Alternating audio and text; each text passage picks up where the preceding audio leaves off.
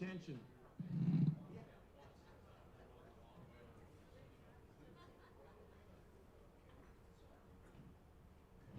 Can everybody hear me? Yes.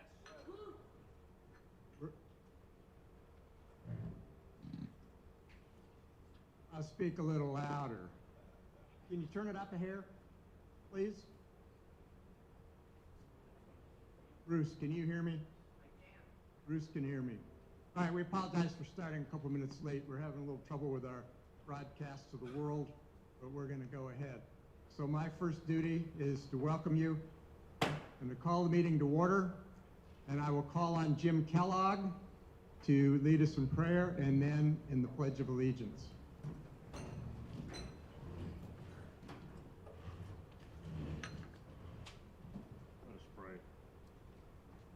Lord, we ask that you bless this gathering of the current, past, and future aviators. We ask that you continue to give us guidance in our pursuit as an organization dedicated to place nation above self, protect this country through the use and projection of air and space power. We know you can lift us up on wings of eagles and make the sun shine brightly on our endeavors.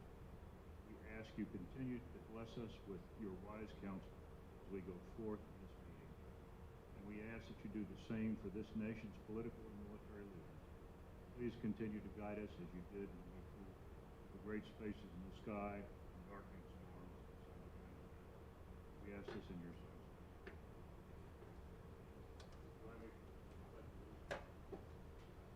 Allegiance to the flag of the United States of America and to the republic for which it stands, one nation, under God, indivisible, with liberty and justice for all.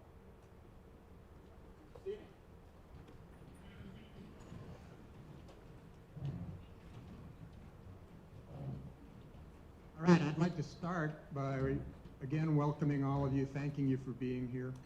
And I would like us to please show our introduction to our appreciation to the staff. They've done a lot of work in preparation for this meeting. They put on a great event for us yesterday, another great event today. So I'll start with our Executive Director, Maureen DeFelice, Program Manager. Well, I guess that's fair. Clap for all of them. Program Manager, Christy Kavanaugh. Operations Officer, Taylor Watson. Way back there. Financial Coordinator, Lucia Sanchez Aldana. Membership Coordinator, Crystal Torres. And our Preservationist, Pam Watson.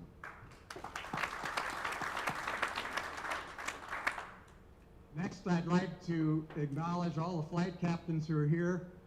If you would, just stand up as I introduce you and then sit back down, please. We'll start with Flight 2, Bill Erkeline. We'll hold on that. He doesn't we shouldn't do that. Chad Mansky, Flight 4. David Fay, Flight 7. Kathy Stager, Flight 9. Jerry Bryant, Flight 12. Dave Barnett, Flight 13. He's either on there virtually or he will be soon. And we expect Flight 17 will be on there also. Flight 18, J.J. Grinrod. Flight 21, Mike Penkler. Flight 23, Mike Masterson. Flight 26, Happy Woody Allman. Flight 38, Ron Butler. Flight 48, Pete Vetters. Flight 53, Kevin Grady, virtually. Flight 60, Mike Carlin. Flight 77, Tom Creekmore. Flight 82, Ron Perkins. Did I miss anyone? Wow. Charlie. Fort Hood.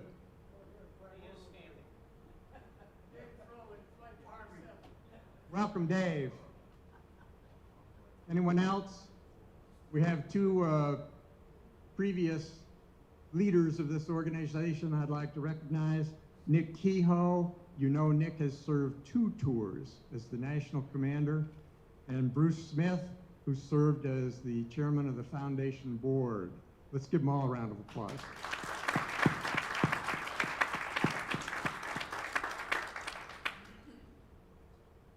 Now, the next task is to call all of the directors and trustees forward to be sworn in by Nick Kehoe. That includes Andy Andreessen, the vice chairman of the board, Gary Walston, the secretary, Dan Clark, the treasurer, Jim Kellogg, the provost marshal, Nick Kehoe, the past chairman, Jim Voss, the historian, Your name's on this slide, come up here. Bruce Smith, Mike Denkler, Charlie Densford, Maureen D. Felice, Chad Mansky, Ed Sheeran, Dan Myers, Mike Buck, Frank Capp, Stump Sawada, Bill Erkeline, Kathy Stager, Will Hendricks, and Philip Zabriskie.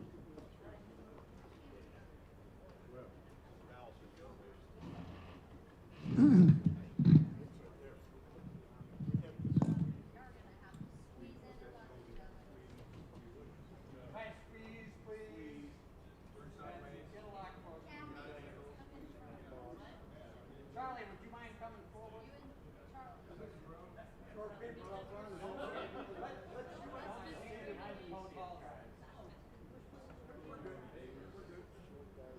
Okay. Well, see, okay, if you would first of all raise your right hand. The right answer will be I do. And, okay, do you swear that you will well and faithfully discharge the duties of the office to which you were either elected or appointed, so help you God and keep you steadfast? I do. That's it. You got the photos?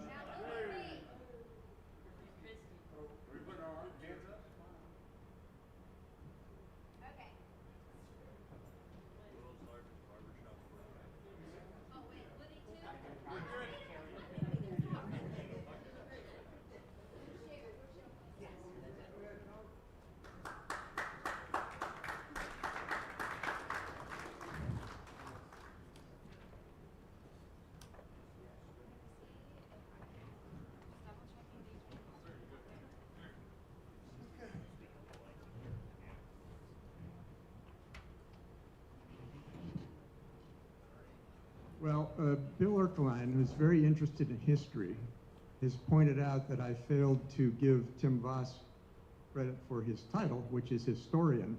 And believe me, we are grateful that Tim has taken over the history, because we needed a dynamic individual in that job, and we have one. And by the way, he flew here from the Netherlands to attend this meeting. Let's welcome Tim.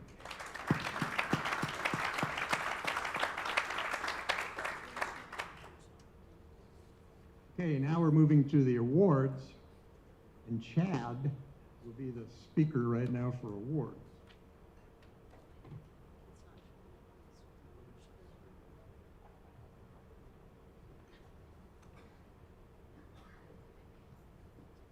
Good morning, everyone.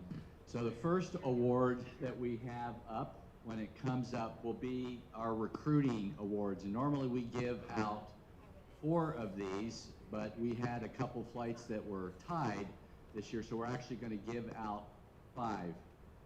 This comes with a $1,000 award that can be used by the flight in any way they see fit for an awardee anytime by the end of 2022, and they are in priority order. So I'm not going to rely on the technology. There are slides, but I think we should let the show go on.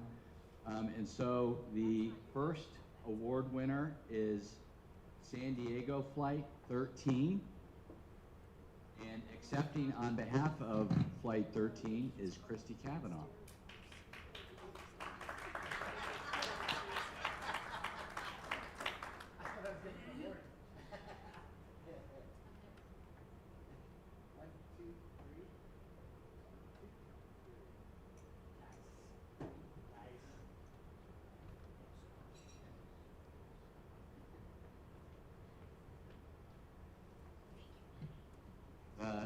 next flight to win the recruiting award is Flight 23, NAS Pensacola. So Mike Dankler, if you could please come up. And feel free to applaud. This is a pretty big deal for us.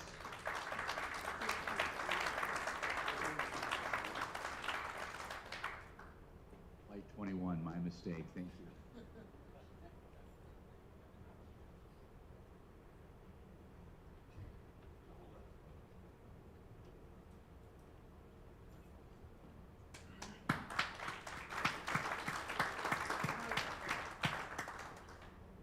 Flight 9 is next, Kathy Stager.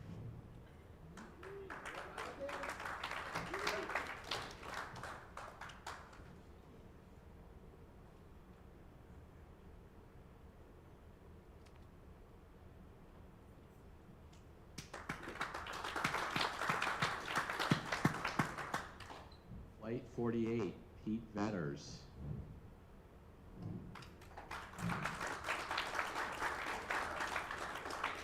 By the way, Flight 9 and Flight 48 were tied.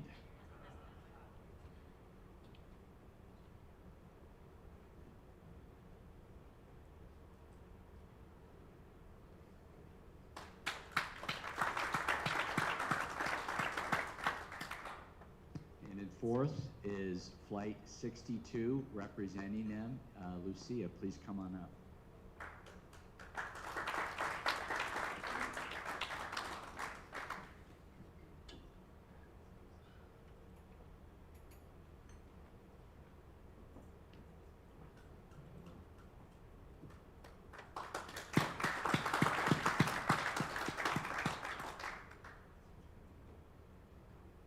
Okay, next we're going to go to the new Aviator Scholarship Awards. And sorry for the feedback. These are for the flights that have recruited the most new aviators. And of course, we've got a couple of pilot training bases, no surprise there. So we have Shangri-La Flight 21 from NAS Pensacola, represented by Mike Dankler. Please come on up again.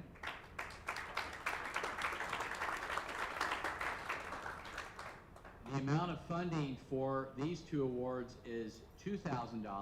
The flight can use it for any way they deem fit, and the funds must be used by the end of 2022.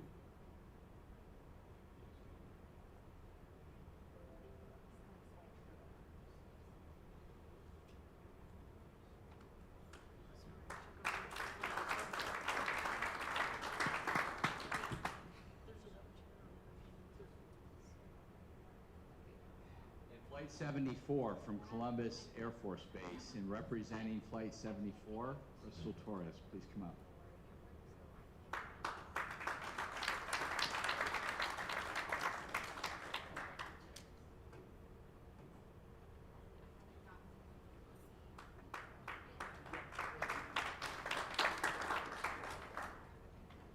Thank you very much. Next, we have the top flight awards, and you'll see that these awards are based on the size of the flight. So the winners are Category A, Elliott White Springs Flight 77, Tom Creekmore,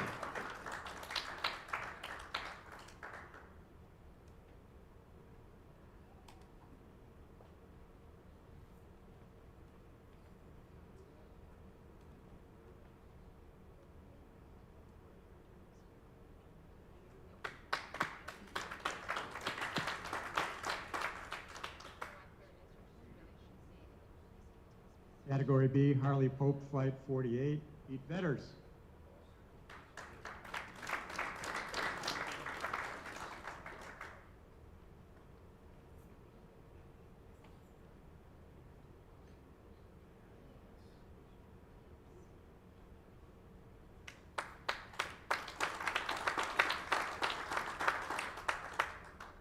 Category C, Frank Lamb Flight, Kathy Stager.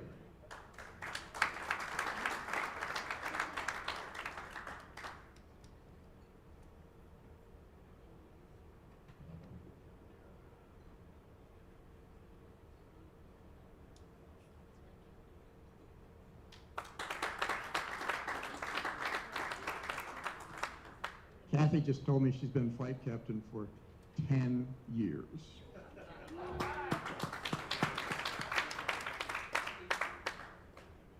Category D, Shangri-La flight, Mike Denkler.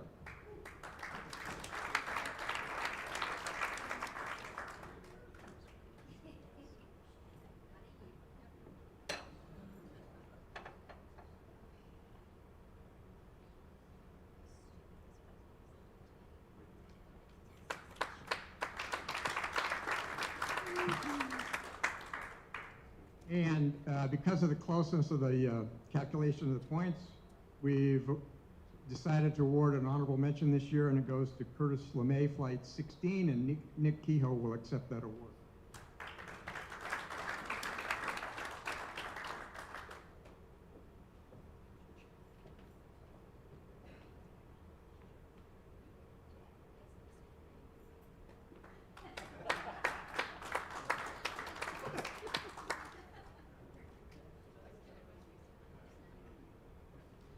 And now, the grand award winner, the Doolittle Award winner for the top flight for 2020, Harley Pope Flight 48, Pete Vetters.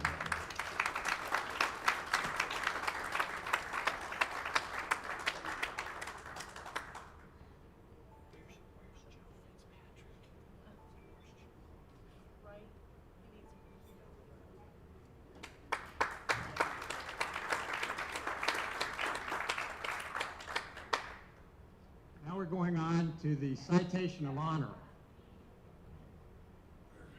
And these are the criteria for earning the Citation of Honor. This year, the Citation of Honor goes to the Salesforce Implementation Committee. This committee did a great job of helping the flights transition from Apollo to Salesforce. And this was a three-man team that headed up this effort.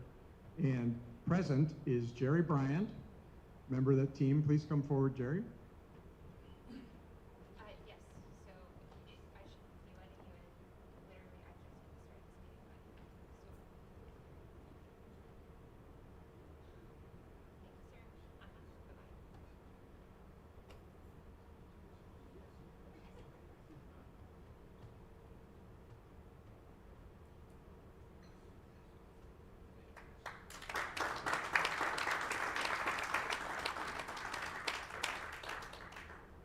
And another winner is Jim DeStout, and Kathy Steger will accept the award on his behalf.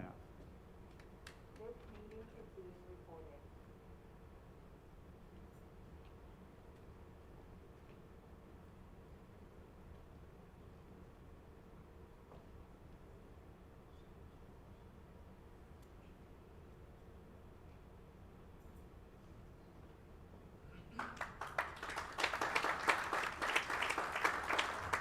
And as you see, the third member of the committee is Bill Ryle. Jerry Bryant's going to tell you a little bit about what the Salesforce Implementation Committee did. And what they did is great work for all the Daedalians.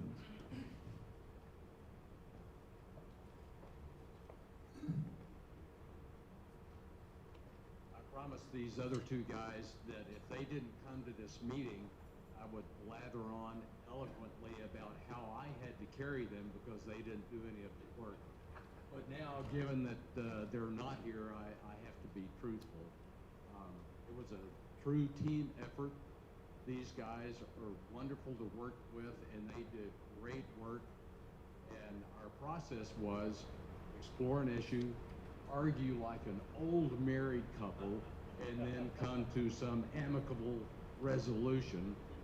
And we all invested acres of time in delivering the capabilities that have been rolled out. There's an email tool, there's a formation invite tool, which is where 90% of our time has gone. We're currently developing a new baseline of some other improvements, and then we hope to retire once all of those new improvements are fielded. And I think Maureen asked us to form this committee because these other two guys and I were the biggest pests, and she said, I'll teach you guys. You ask all the questions, so you field them, and you guys work on it. So we were happy to do that. Great collaboration. Thank you.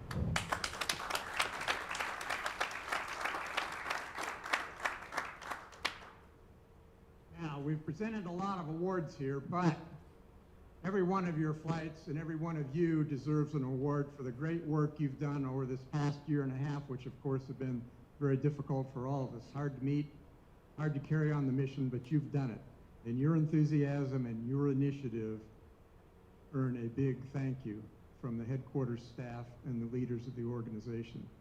And right now, you've earned a short break so you can have some more fruit, pastries, coffee. Thank you.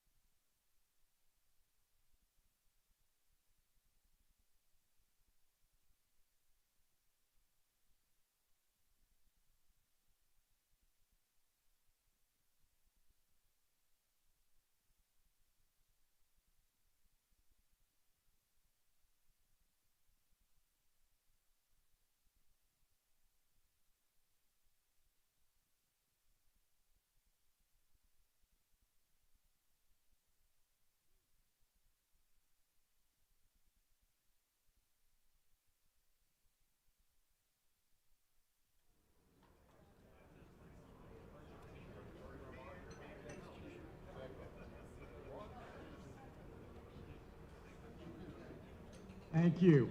Now we're going to move into the portion of the program where we review the financial reports of the two treasurers and the Finance Committee, and we hear reports from the committee chairman, and those are primarily, but not entirely, foundation committees. You'll hear about our great programs and how they're doing, which is extremely well, as you might suspect. I'd like to say a couple more words about financial management. You will hear from each treasurer.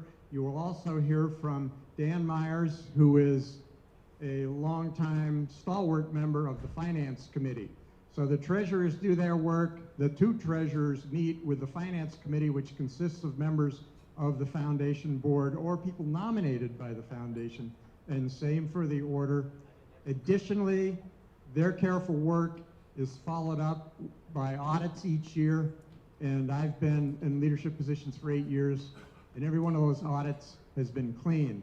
You can be confident that we watch your money very carefully. We'll start with the Order's Treasurer, Lieutenant Colonel Dan Clark.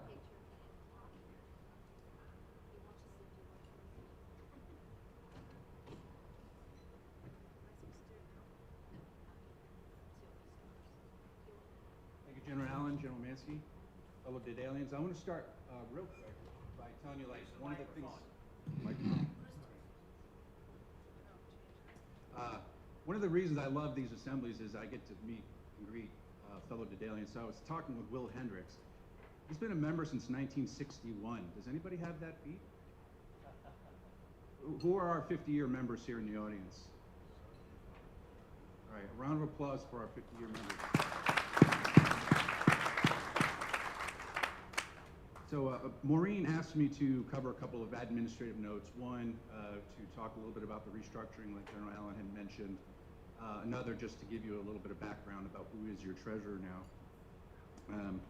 So I want to thank you first for the vote of confidence in voting me into this position. It's been an honor. It was an honor a couple years ago when they asked me to participate in the board. And so I thank you for that vote of confidence. A little bit about me. 25-year Army veteran, graduate of West Point. We had a lot of math. I learned how to count on an abacus, and we had slide rules. So I have a little bit of accounting experience from my background there. So as a pilot, I flew the UH-1 all-fighter weather interceptor in places like Egypt, Panama, Honduras.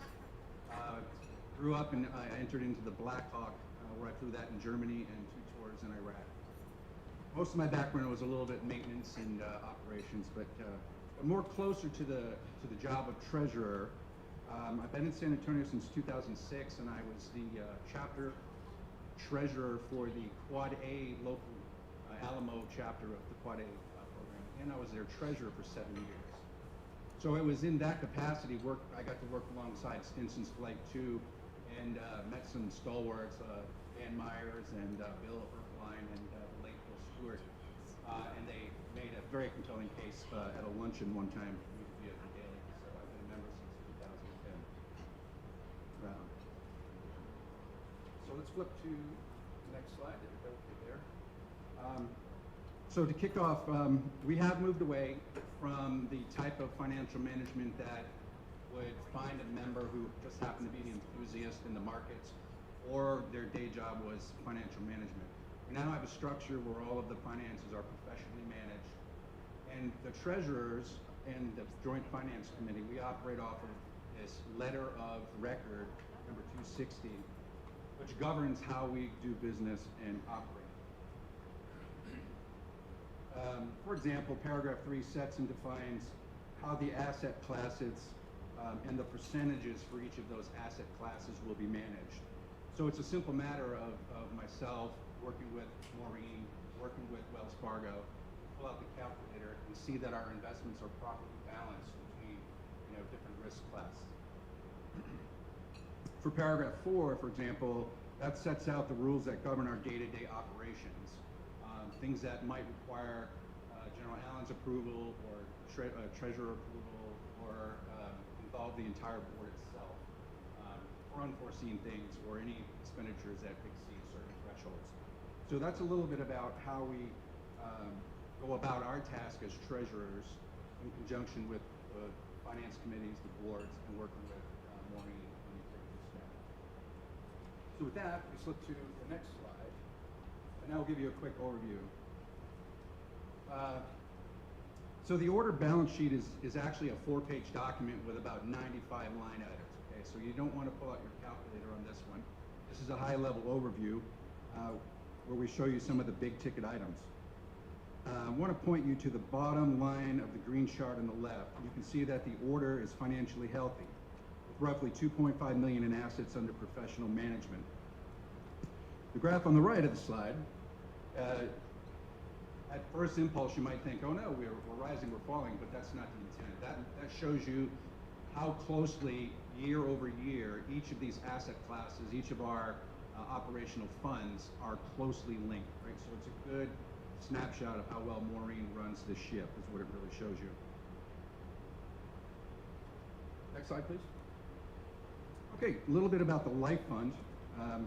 The order actually conducts an actuarial accounting every 5 years to assess where we are in the Life Fund accounting. This does things to, it helps us mathematically set what life membership costs should be and what is our liability from that fund to sustain the operating expenses and the operating overhead, right? So Maureen just completed that with our accounting team in 2021. So there's new numbers out there. I will say to you though, a little plug for membership is that I went about 5 years before I decided to become a Life member. Now that I see the numbers, it's about a 50% saving almost regardless of where you are in your age. So that's my plug for Life membership.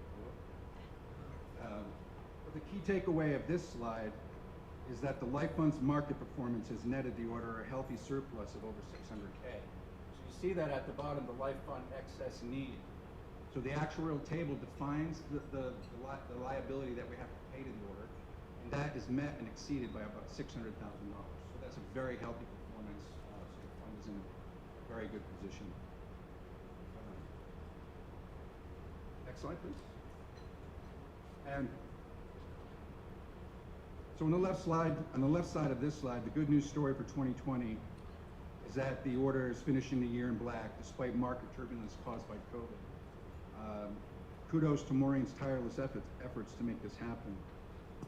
Overall, the order maintains a combined cash assets of roughly 2.5 million under professional financial management, and we have annual auditing that can be made available to anybody upon request if you want to look deeper under the hood. So our Life Fund assets, again, 2.3 million, exceeds our Life membership liability by a healthy amount. And you see on here a yellow wedge called Contingency. So in 2021, we have elected to bring back a contingency fund, which Maureen once had a contingency fund, and I don't know how many years ago it went away.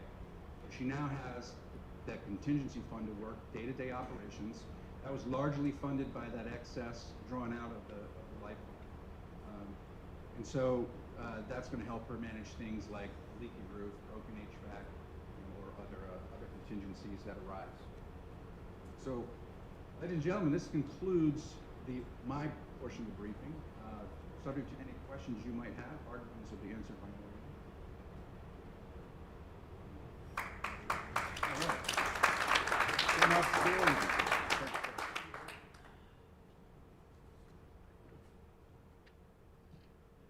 Mike Buck is the treasurer of the foundation. His report is next.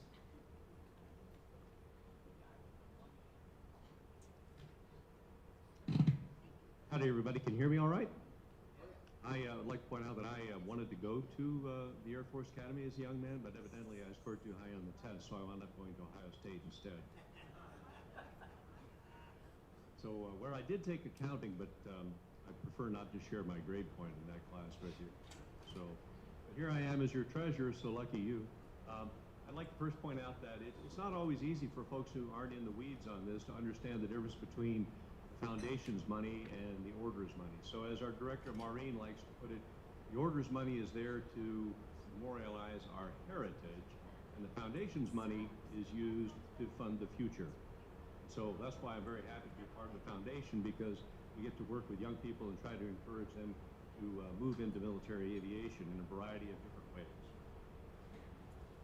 Slide, please. All right, some terminology.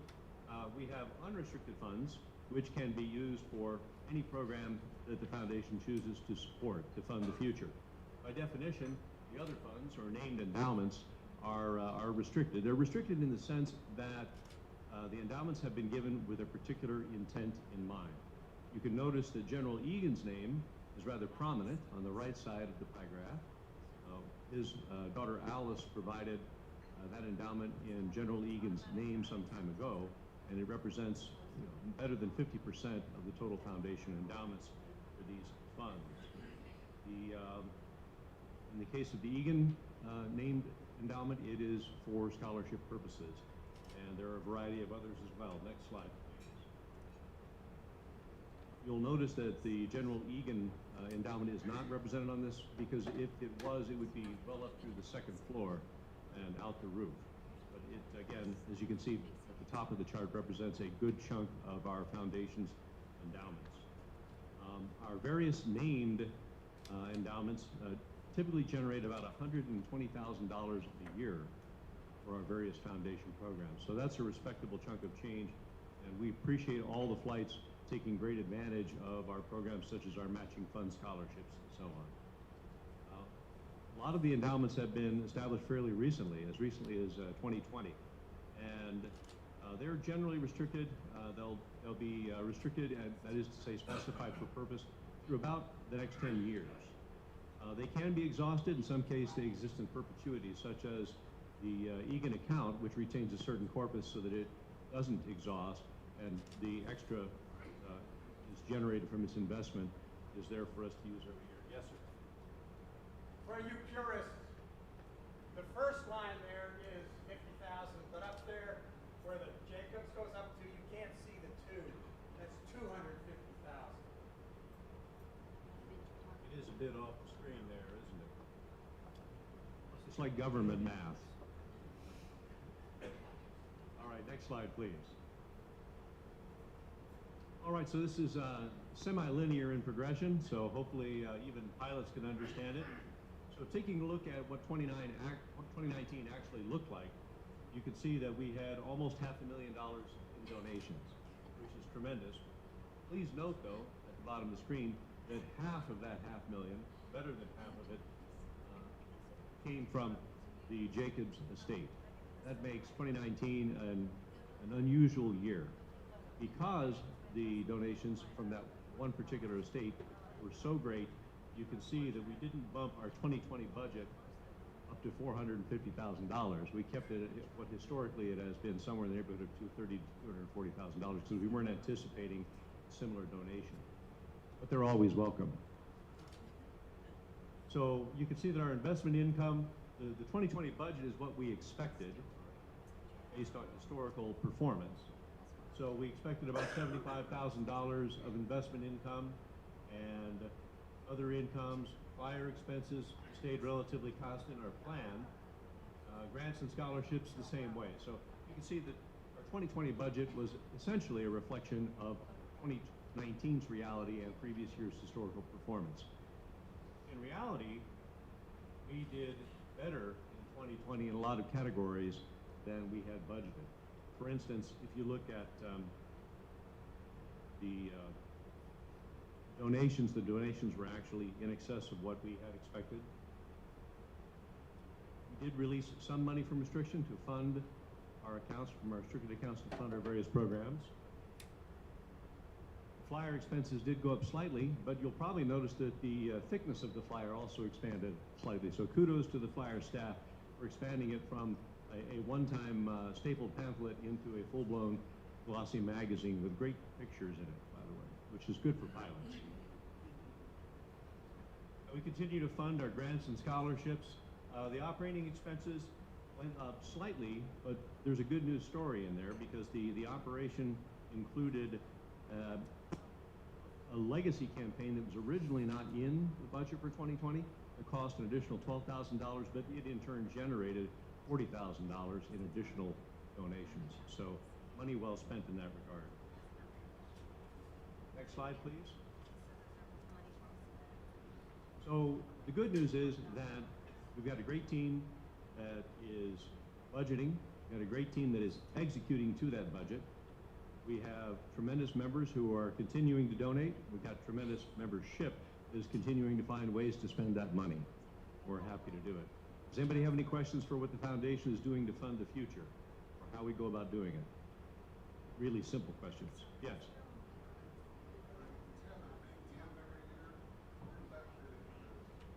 We have had a big give for the last several years. I would say at least the last 6 or 7, haven't we? This will be our 8th year coming up. And that's a great question. How does that fit into that slide that we had up there before? That money falls in under donations and it goes to unrestricted funds. So again, unrestricted funds, not named accounts, not restricted accounts. It falls in as a donation, and it's typically on the order of $30,000 to $40,000, isn't it, for the big give each year? So kudos to Maureen for uncovering the big give. I give her credit for creating it, but I'm not sure that would be quite accurate. But taking advantage of it, certainly. Great question. Anybody else? Well, that's good, because I'm all out of ideas.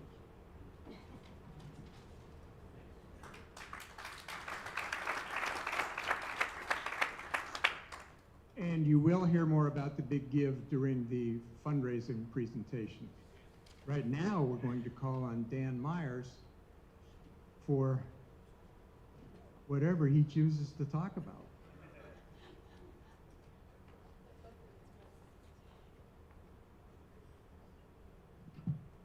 You know, years ago, flying helicopters in Vietnam, what that taught me was always dress like you may have to walk. And it's going to be 110 degrees outside today, so when you walk out without your jackets on. Anyway, Chad is the 3rd boss of the foundation I've worked for. Bruce Smith recruited me. Then he left. Jerry came in, we started raising more money.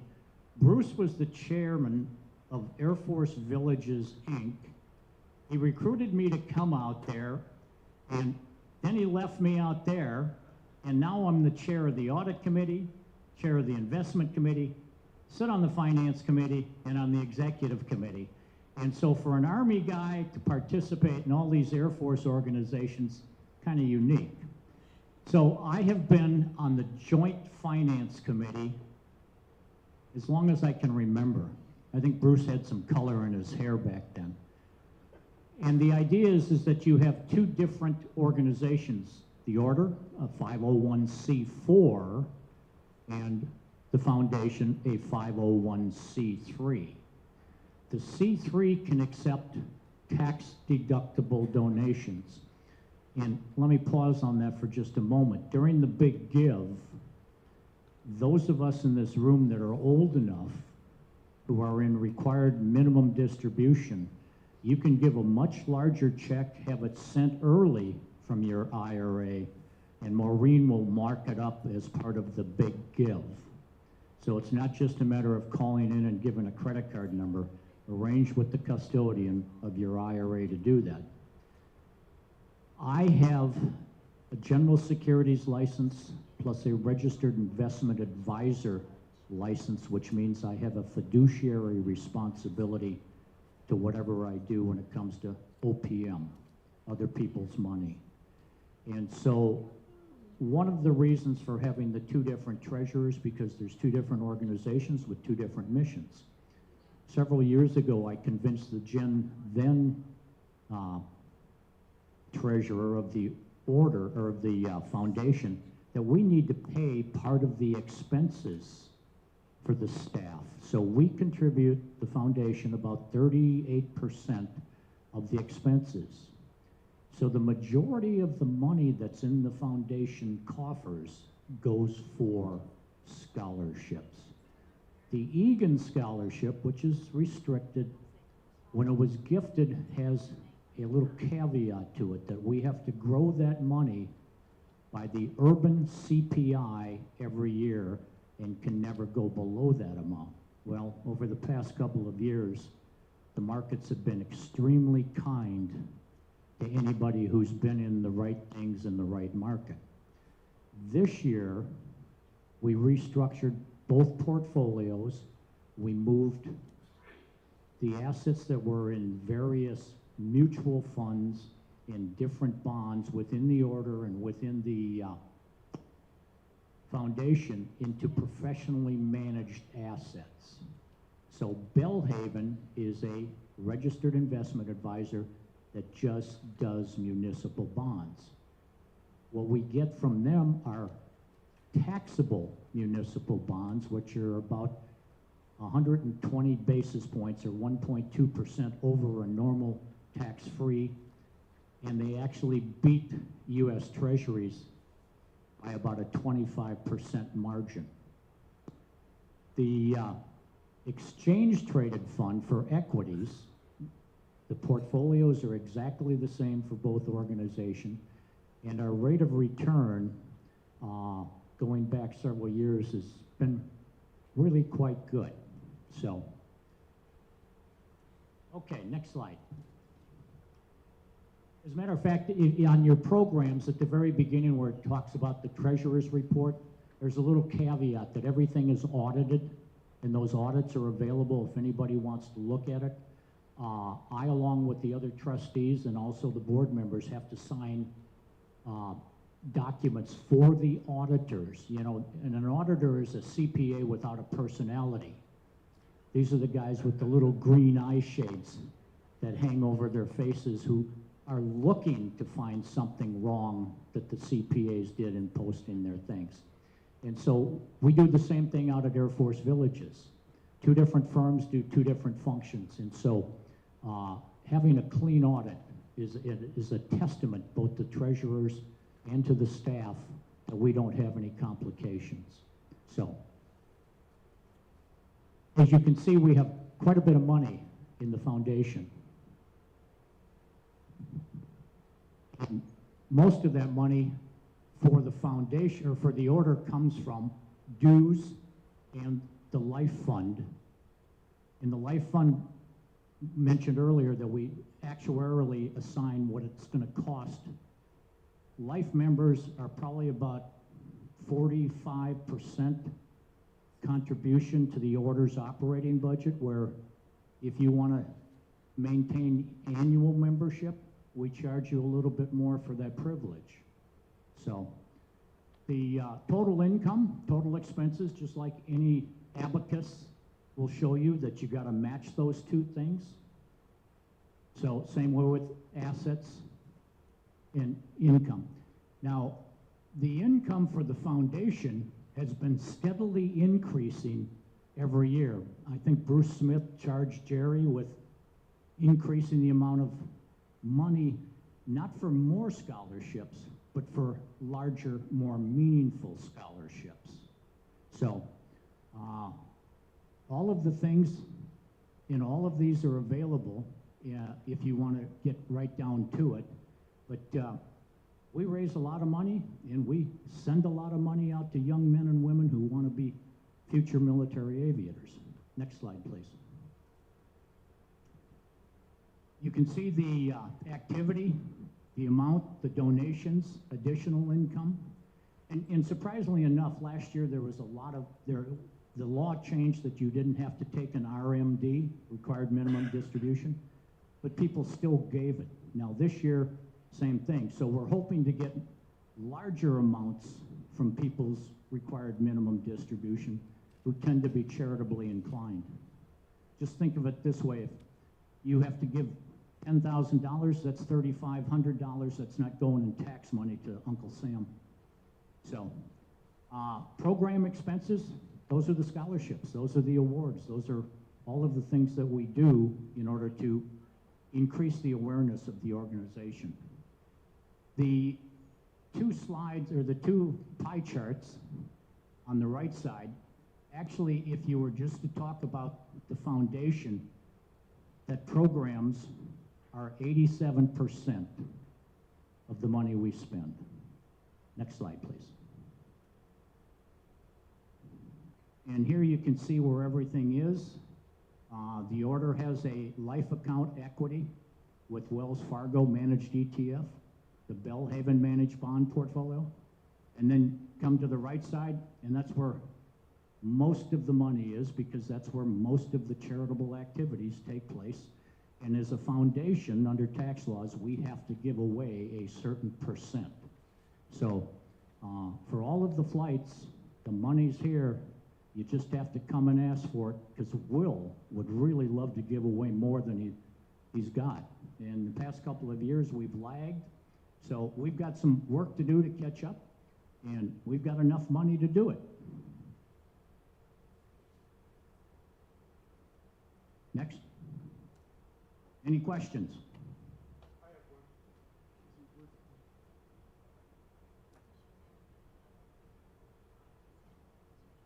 Jerry wanted me to clarify the fact that taxable bonds, because we're a nonprofit 501c3, we don't pay taxes on any of the income. We don't pay capital gains. So it's everything we make goes to the bottom line. And in some cases, taxable municipal bonds make sense for individuals, depending on your tax rate. So, any other questions? The idea is you give more money. We can always use more money.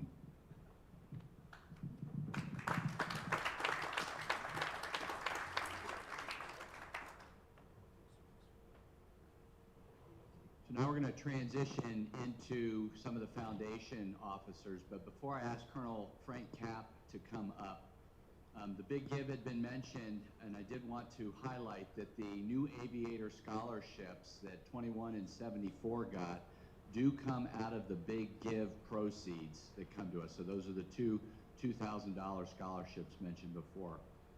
Quick story on fundraising, and of course fundraising is inextricably linked to our overall financial strength that has just been talked about, which is why we segue to it at this point.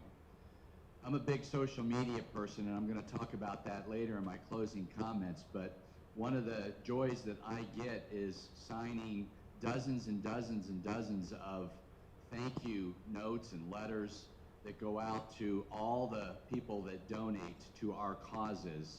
Recently, and Crystal helps run this for us, I received a packet at this time, and I do about every 3 weeks, a packet of 75 such instruments to sign to send out to donors. A great joy, love wearing out my hand. Well, I made a little post on my Facebook page with a picture of all these things on my floor, talking about, you know, what our organization is about. And Facebook has some kind of algorithm in it where it recognized that there was fundraising in the subject of my post, and it created a donate button. And I had one of my friends donate $100 through Facebook just based on a social media post. Now, I recognize not everybody is social media savvy, but it just goes to show that, you know, technology, and as we grow and as we bring in a new demographic of younger people, this is just one of many new ways we can attract not only new members, but new donors as well who are social media savvy. So with that, I'm going to bring up Colonel Frank Capp to talk about our fundraising efforts for this year.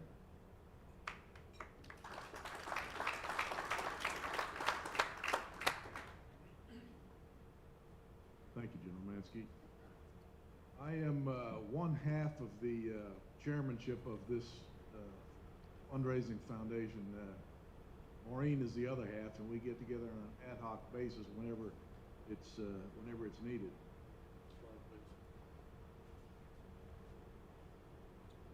Three major campaigns showing 2019 and 2020.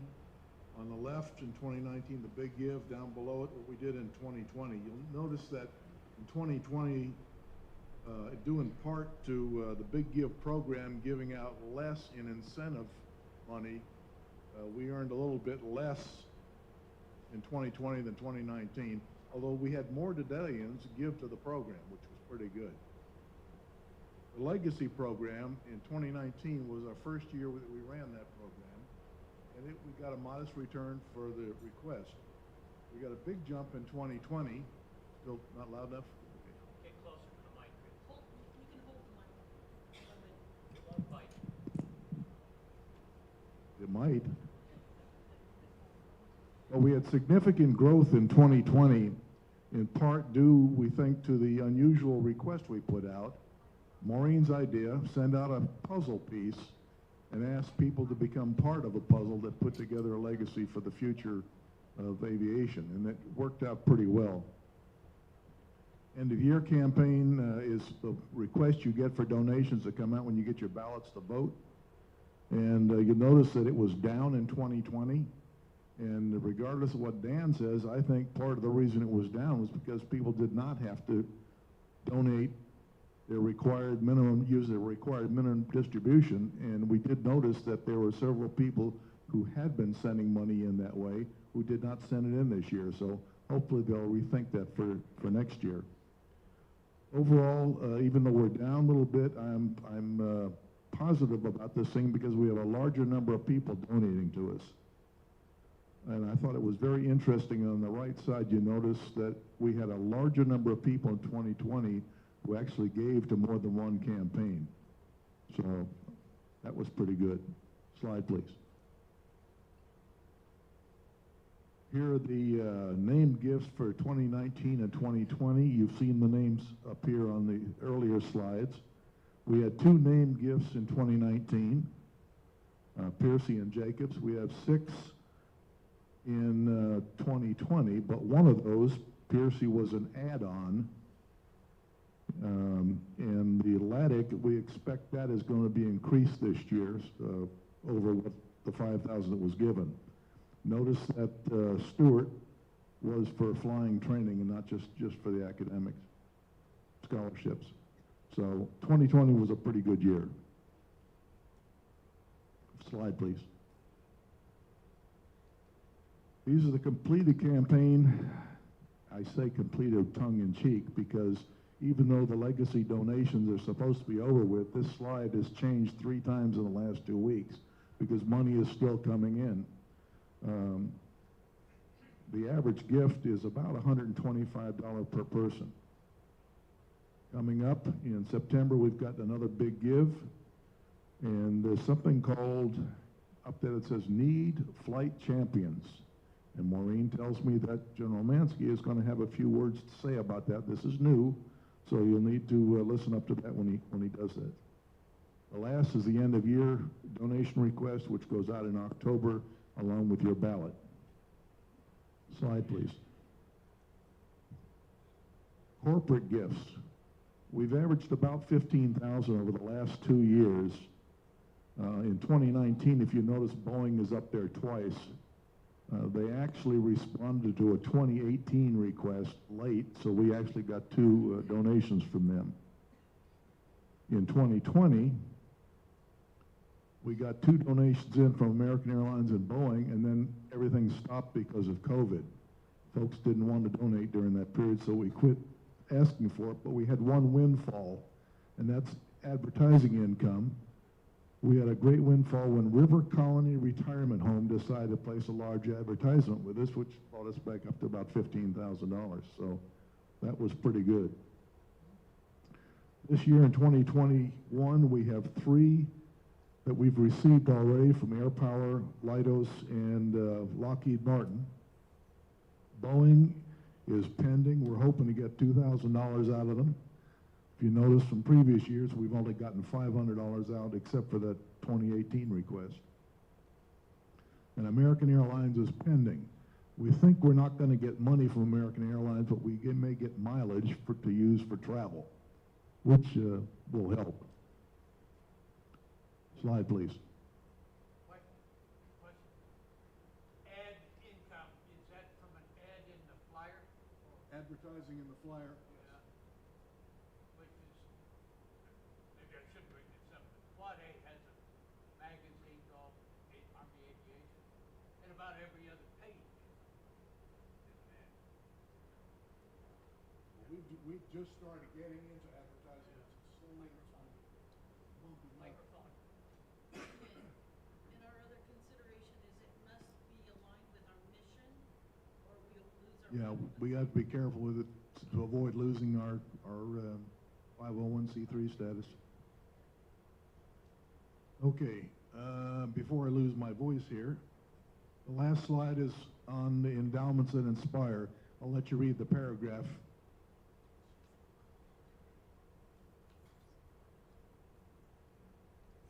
By the way, General Andreessen gave us the idea for this particular effort, so thank you, sir, for that.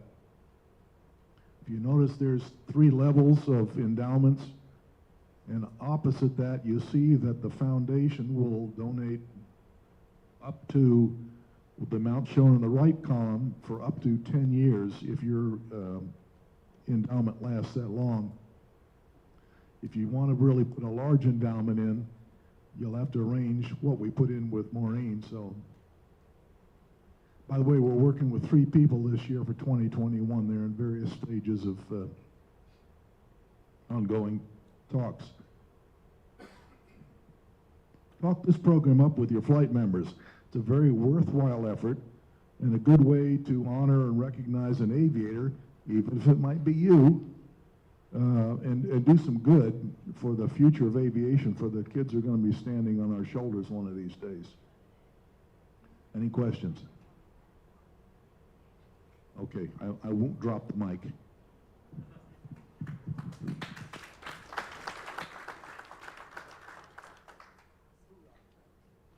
So if our financial strength is connected to our fundraising efforts, then a successful fundraising effort will allow us to have and grow better scholarship programs. And so calling up Will Hendricks to talk about our scholarships as our scholarship chair.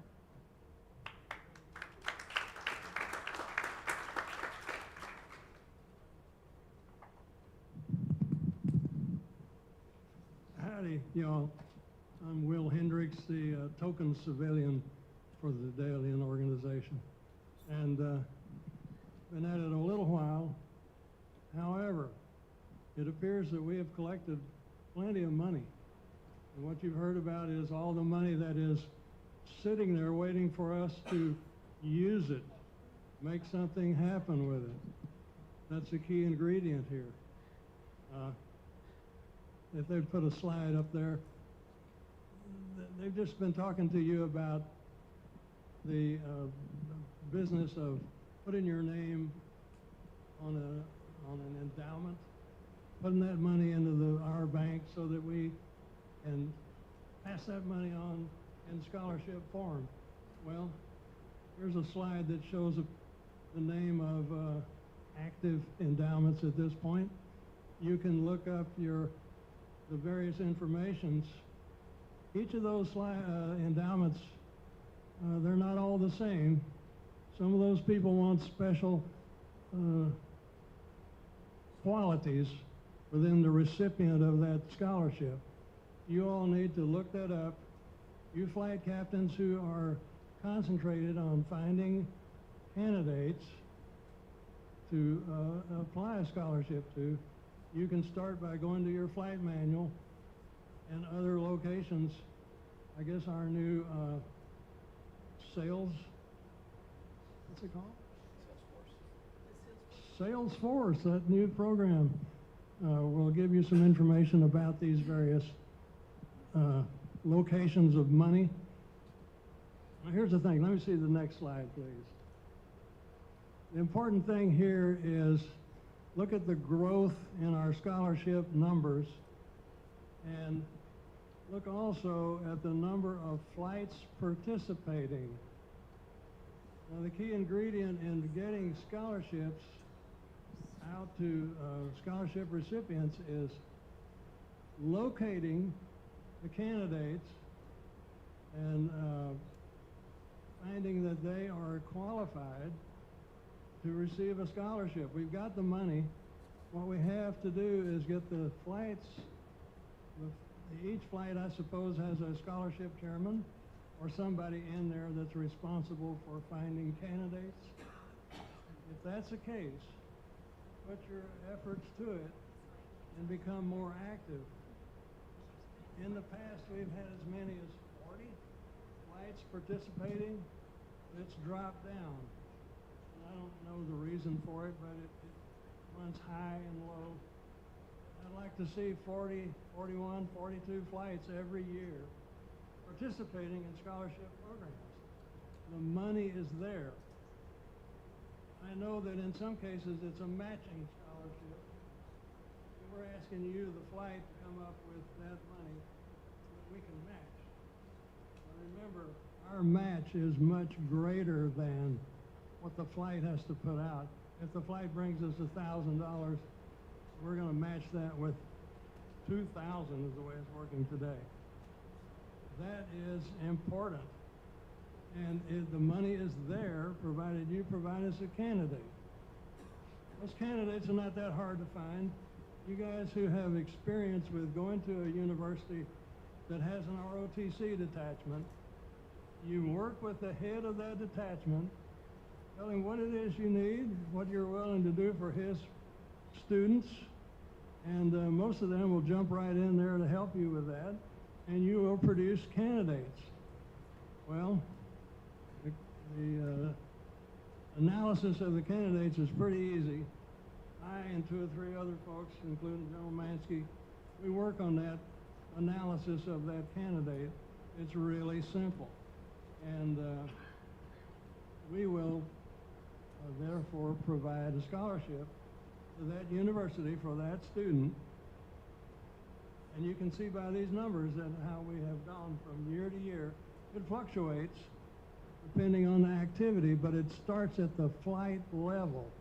So I'm so glad to see flight captains here in the room and folks who can take the information back to their flight and talk about, we've got the money, let's pass it on to those students who are qualified, eligible for it, and the Daedalian Foundation will be honored as a result.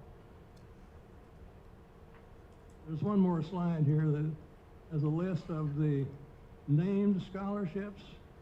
Again, we've generated quite a bit of money in the last year or so with named endowments, and the information is available.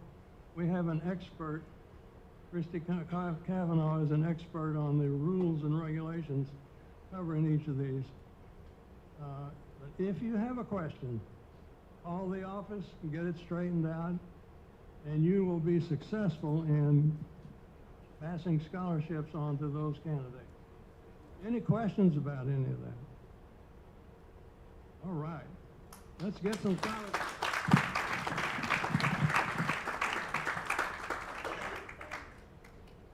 Would like to highlight a couple things before I bring Colonel Ed Sheeran up to talk about DFT and junior ROTC. If you go back a slide, please.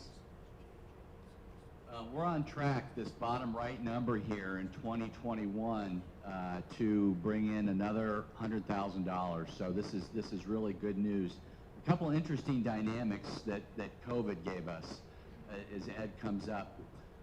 We didn't do much DFT last year, understandably, because of COVID. So our coffers continued to fill without any outgoing money. And then, so if you go to the next slide, we need to give this much money away this year. So it's all we can do to get qualified applicants into our DFT and our scholarship programs to give this money away, and we're happy to do it. So please keep sending through the headquarters your qualified scholarship candidates so that we can, you know, give our money away. Is Ed here? Yeah, Ed. Ed's going to talk about the Daedalian flying, or Dan, are you going to do it? No, Ed's going to do it. I just need to clarify something. Okay, yes, please do. Yeah, thanks. When we talk about all the scholarship money, we consolidated all of the assets within the foundation into 2 accounts, the restricted, which is Eagan, and the unrestricted.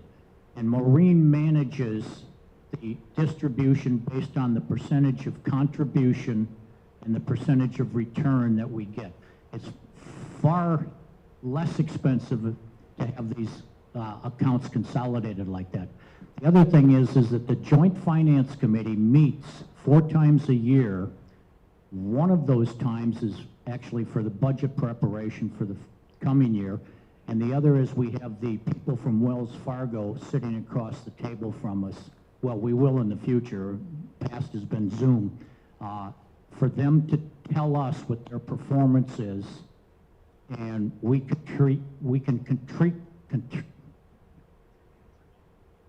tell them what we think. Give them a good critique of, you know, what's going on, and they've actually been very receptive to what we do. So, Ed? Thanks, Dan. General Allen, General Mansky, fellow Daedalians. As you all know, last year, the problems of the pandemic led us to cancel the 2020 Medallion flight training program. And after we did that, we started watching to see what the flight schools were doing as far as taking precautions to stem infections that could be transferred in the cockpits of the training aircraft. And the flight schools did pretty good. We could not find an example of where a instructor or a student contracted the virus in the training environment.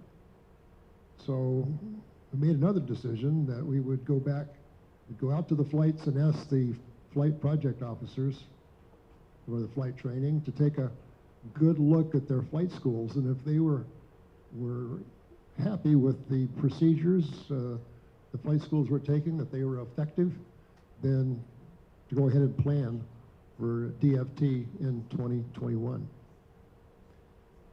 So we also made a funding decision based on that. Next slide, please. We're going to increase the funding from the foundation. So if a flight has one student, the foundation will reimburse 75% of the ground and flight training expenses. 2 students, 65%. 3 students, 50%. So we have a little extra money to spend, and this is the way we're going to do it. And this is for 2021 now. Not too sure what's going to happen in the out years as yet. The ground and flight training expenses are just that. The pre-mission brief, the post-mission brief, the flight training, the rental of the aircraft.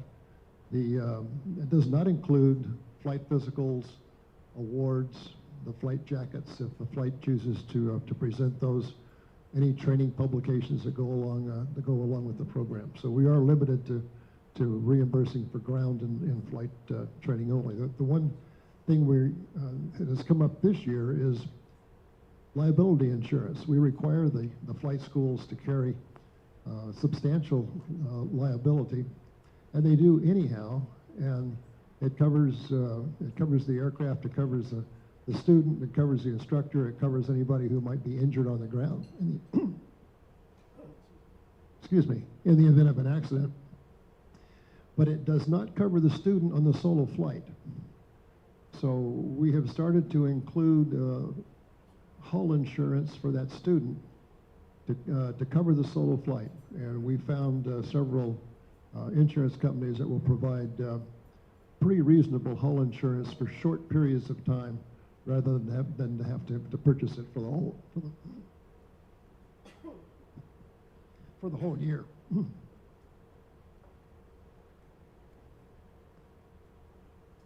Okay, next slide, please. This is a list of participating flights. And right now, it looks like we have about 40, what does it say up there, 47 students? Yeah, that's going to go to 48, because Mike Dickler just told me that they decided to take their alternate who was doing so well and make them, add them to their student force. So we're glad to see that happen. We've come a long way since 2000, when we had 4 students here in San Antonio start the flight training program. Unfortunately, the continuity of training was so poor that we had to cancel the 2000 program. And we started it, we went back and learned our lessons and went back to 2000, back in 2001, we started up again. And in that year, we had 4 students. And altogether now, we have trained 390 young men and women in a general aviation aircraft, most of those leading to a solo flight. You'll notice that some flights are going with 1 student and a couple with 2.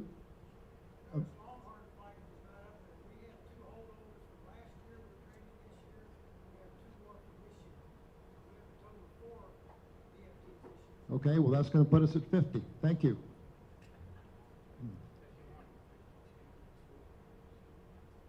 I expected that, Dan. Okay, some are at one student, some at two, some at three, and there's a couple flights up there that have got as many as 7 students on the roll for this year.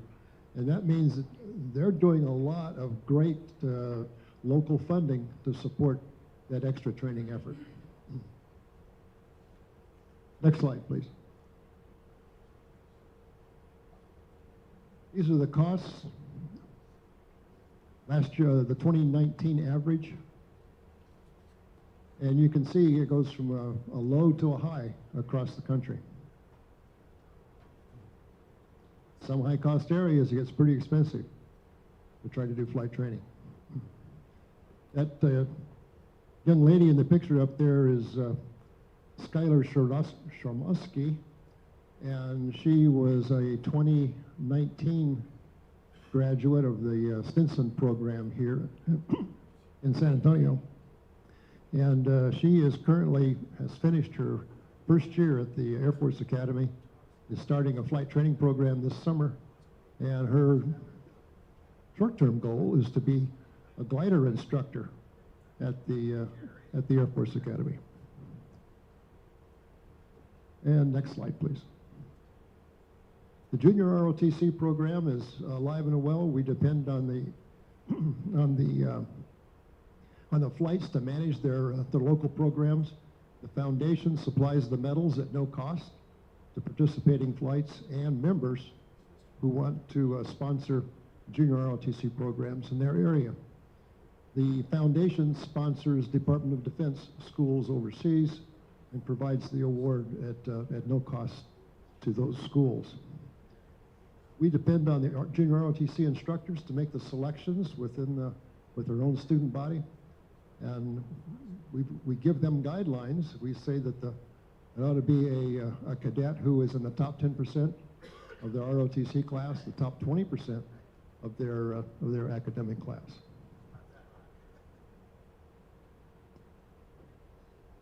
And I think that's about covers it. Any questions on the flight program or the junior ROTC awards program? Okay, thank you.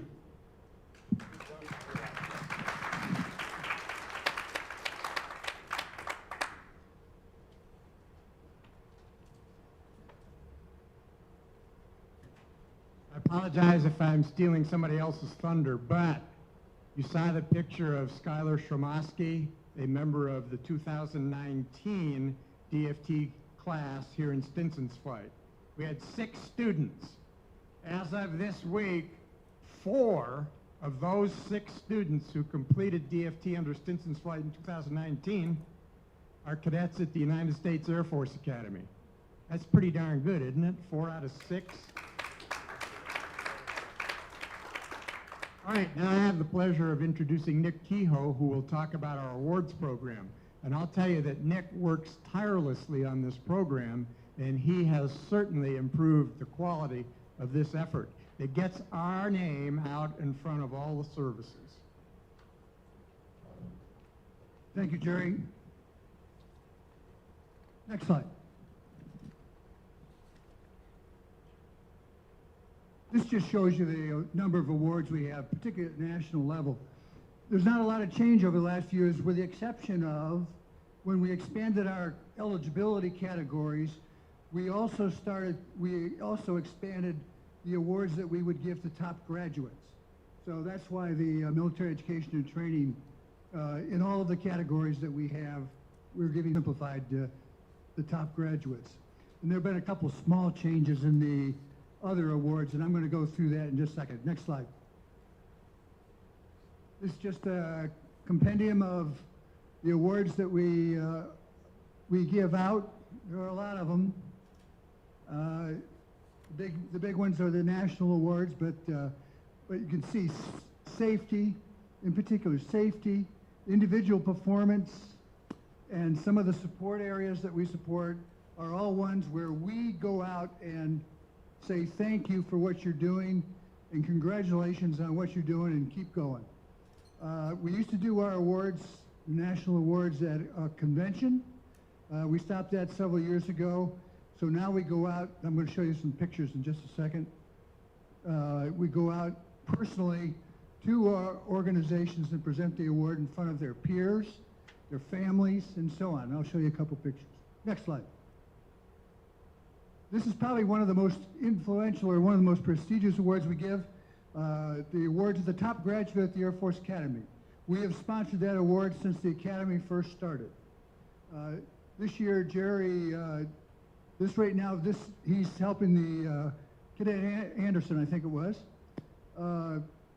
be inducted into the 100-year honor roll at the Air Force Academy. The award that we give is separate from that, and it's a part of a whole award ceremony that culminates at the end of the couple hours or whatever of awards, maybe 100 or more awards that they give out, with our award at the very end, and it's really something big. So for the that's to the top graduate. Next slide. That award, I said that. Who is that? This is the daddy rabbit, if you will, of all of our awards.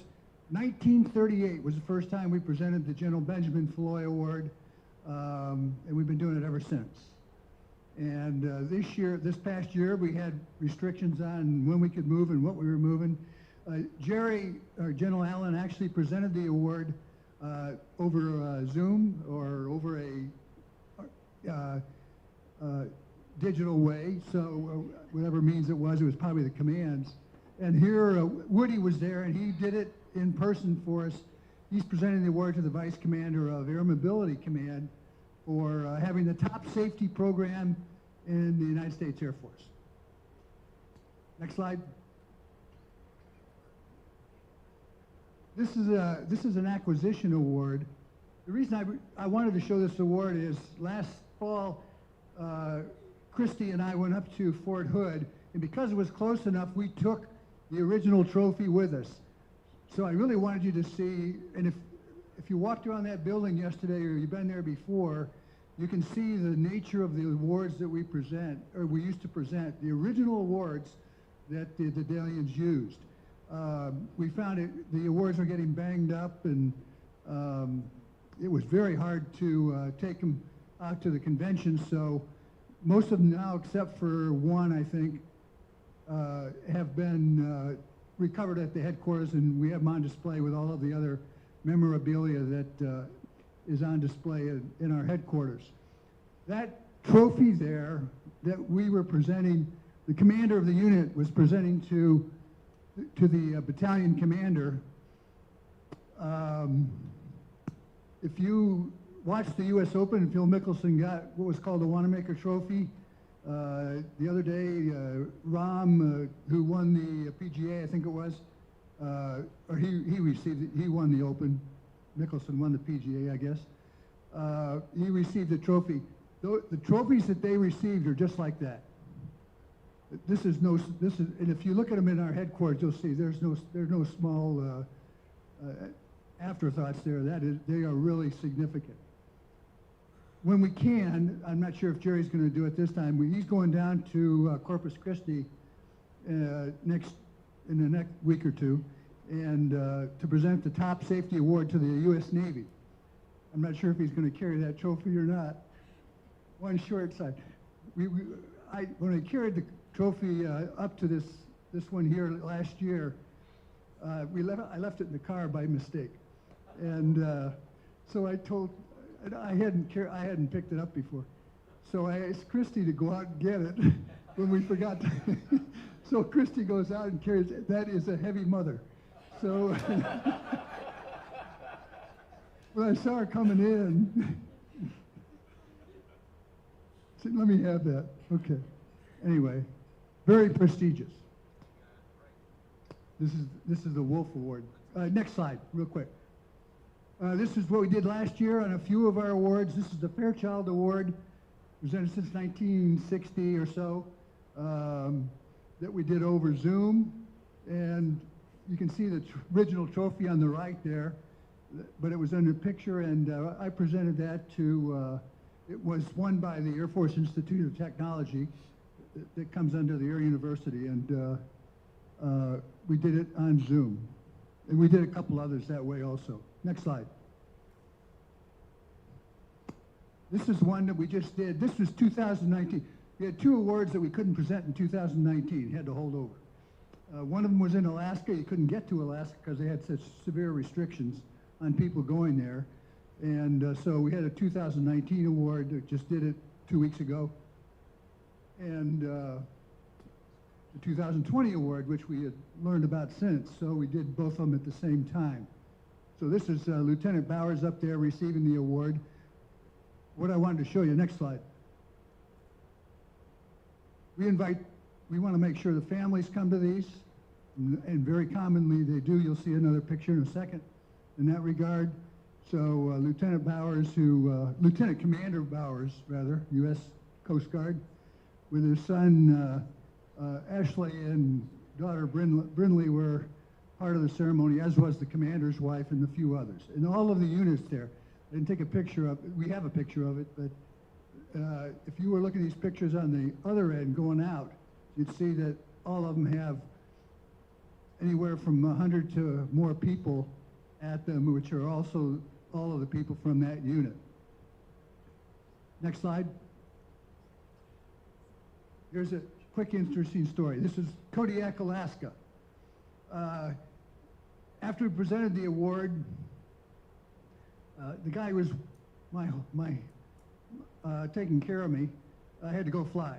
So he turned me over to 3 U.S. Coast Guard, senior U.S. Coast Guard Academy cadets to do a tour of Kodiak, which took about 1 minute.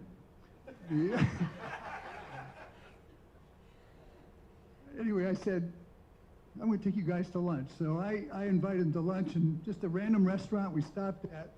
So we walk in the door. The Cadet Rivera there on the left saw her mother across the room. Her mother was visiting her, and her grandmother. So she went over to say hello. I didn't think twice about it. We went and sat down somewhere else. When she came back, I was talking about the Daedalians, as I do when I'm out, and what we do and what we represent and so on, and our heritage. And she says, oh, my mother won one of those awards. She didn't say which one. So I get my phone out, I looked it up. So Melissa Rivera, U.S. Coast Guard, 2002, she won the same award that I presented that morning to Lieutenant Bowers, or Lieutenant Commander Bowers. So I gave my phone to the cadet and said, go show that to your mother. That's how we memorialize these awards. And then when she came back, our food wasn't at the table yet, so I went over and talked to her mother and found out that not only was her mother a recipient of one of our awards, she used to be the station commander at Kodiak. And if you see, she's got colonel sleeves on her shoulder right now, but she's no 7 select. So she's waiting to pin on, you guys go right to 2 stars, or do they, whatever the Coast Guard calls the Commodore, or whatever they call the first flag officer rank. So that was really kind of neat. Next slide. Speaking of families, in the middle there is Luke. This is Sitka, Alaska, another Coast Guard station with a 2020 award that is being presented to Lieutenant Commander Sorokman. And his son wanted to be part of it. So you can see his son kind of looking up in amazement. If I took a picture about 2 minutes or about a minute later, you would have seen the mother came up and grabbed him by the collar and dragged him out across the floor. All right, next slide. This is an award we just did at Langley Air Force Base a couple weeks ago. And the commander of the unit, Colonel Campbell, is on the right. In the middle is the youngest airman in the squadron. This award is the Carter Award. It goes to the top logistics readiness squadron in the Air Force. And what they've done traditionally, which was started when I did one at Holloman, is invite the youngest airman to take part in the award ceremony, signifying that award was won by the involvement and the teamwork of everybody in the squadron, not just a commander or a senior person. So this is Airman Bradley Peak in the middle receiving the award with his commander on the right. Now here's how Airman Peak, who got highlighted a lot, reacted afterwards. Next slide. This is an hour and a half later. And that's Airman Peak, the youngest airman in the squadron, paying back his commander with a pie. So, if I were to summarize, I would say the fact that when we went from doing these at conventions to doing them in person at a unit, we have increased our awareness immensely. And appreciation. I can't tell you, it's hard to express just how satisfying it is to go out to these units and to be able in front of peers and a lot of people talk about what the Daedalians, who we are and what we're about, and then to present an award either to an organization or to an individual and see how appreciative that organization is. And one of the points I always make is I wouldn't have been there, or Jerry or anybody else, if somebody hadn't taken the time to put down, document the performance of the unit or the individual, put it through the channels, compete with all the other units that are eligible in the same category, and then be the winner.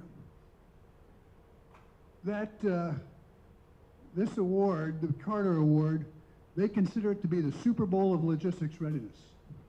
The same thing is true with the maintenance award we do to the top maintenance group in the Air Force. They go nuts when they win that because they're competing against in the Air Force in this case. So anyway, there's a great deal of satisfaction associated with this, and we're having a great impact in terms of recognizing, in this case, mostly active duty and the forces that we're trying to support and to inspire Americans to join in the future. Anybody have any questions? This program costs a little bit too, and this is what your donations of our membership do, is they help pay for this whole program. Anybody else? Anybody? Okay, thank you, Jerry.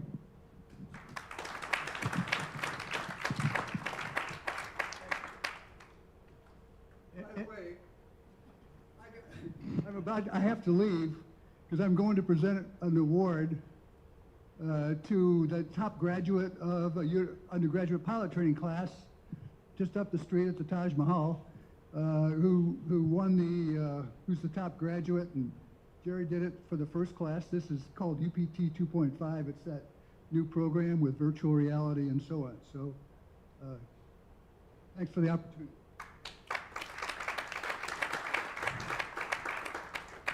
And as you saw, Nick has done a great deal of work for us on the awards program, and we owe him a great deal for that. Now I'm going to call on Mike Buck to talk about the mentoring program. You've already seen Mike Buck up here talking as the treasurer of the foundation. Mike Buck is an energetic guy who takes the initiative to make things happen. Thanks, Mike.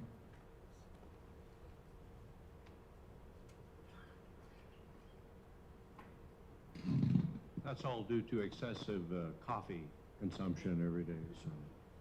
Well, the mentoring program is one of our newer programs, and it has evolved in the last few years out of a recognition that there was actually already a lot of mentoring being done by the Daedalians.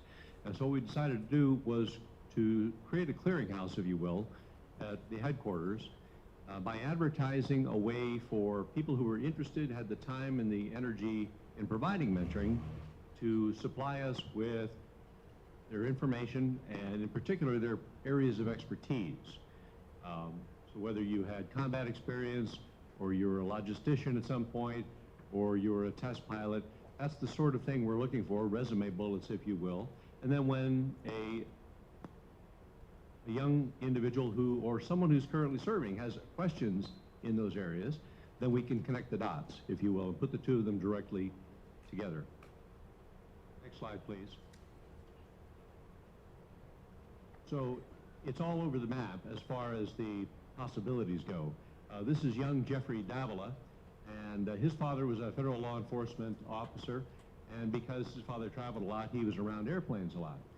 And then one day he came out to my community, Kestrel Air Park, just north of San Antonio, and we were able to get him a ride in a T6 Texan II, the real thing, not the new one, T6 Texan AT. And all of a sudden he decided, wow, I really like this, and he was around military aviators.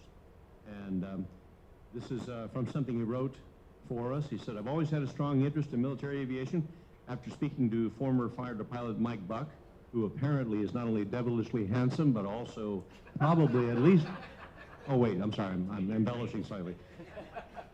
Asking him many questions and doing research, I've decided that I am committed to becoming a military aviator, and it will be a terrific experience and allow me to achieve my ultimate goal, which is to become a military test pilot. So because of those interactions, we've been able to kind of steer him in the right course. And so in his classes at a particular school, advanced school, he's been taking physics and higher level mathematics in preparation for that, and he hopes to go to a service academy. Think about the possibilities here. Not only can you mentor someone and say, yeah, majoring in art is nice, but if you want to be a test pilot, that may not be your best choice. But we can also steer them toward Daedalian scholarships. And that's what I'm doing with Jeffrey. Jeffrey, if you don't happen to wind up going to a service academy, then be sure to contact us at Stinson's Flight. Here are some of the key phrases we're looking for in these applications, for instance, and so we can grow it that way. But it's also supposed to be for people who are currently serving. If you have a particular question, you know, how do you prog yourself to go to weapons school? What was weapons school like? Questions like that. Things I can't answer because, again, I scored too high on the test. So what we would do is continue to encourage you to rattle the bushes, if you will, and try to get people to at least put their names in the hats along with some resume bullets, and we'll build up a database of people who have been to Sitka, Alaska and can give the tour, even if it only takes a minute. The mentoring, well, Jeffrey's my latest victim, if you will. I'd like to talk about one of my earlier victims, my daughter Caroline. You might have read her story. She is currently with her P-8 squadron over in the Med at Sigonella, and she sent me a text this morning saying, hey, guess what, Dad? I've been selected to become a plane captain, and next year I'm going to be going to the Fleet Instructor School and probably either go to Jackson to be an instructor in the P-8 or come back to Corpus to be a primary instructor in the T-6. And so she's loving life. She hasn't become even slightly jaded yet. Although she did point out that her roommates at Sigonella, who were academy graduates, were terribly messy and did not know how to use pots and pans. She said it was a trend item. Say again? It's called years of repression. Years of repression, yeah. So, and then she went through a sort of a modified version of DFT, which was called Dad Flying Training Program several years ago. So I gave her all my worst habits. Anybody have any questions about the mentoring program? Right now, an awful lot of it is just getting it going and establishing the database, and a lot of our reports are anecdotal. Hopefully we can get to some point where we have some metrics, such as total numbers of mentors and total numbers of hours spent and things like that. But in the meantime, I'd encourage you to encourage others to participate if you don't yourself. Thank you.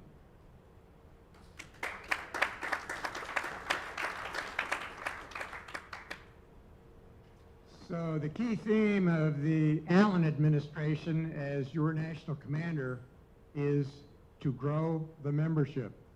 We're doing great work. We need more members to do more great work. We have an excellent marketing committee headed by Wayne Mudge. We have a membership committee headed by Chip Utterback. Both are at a funeral today. So Maureen, who is the person who leads, initiates much of the work in this organization, is going to step in and give you their report. Maureen.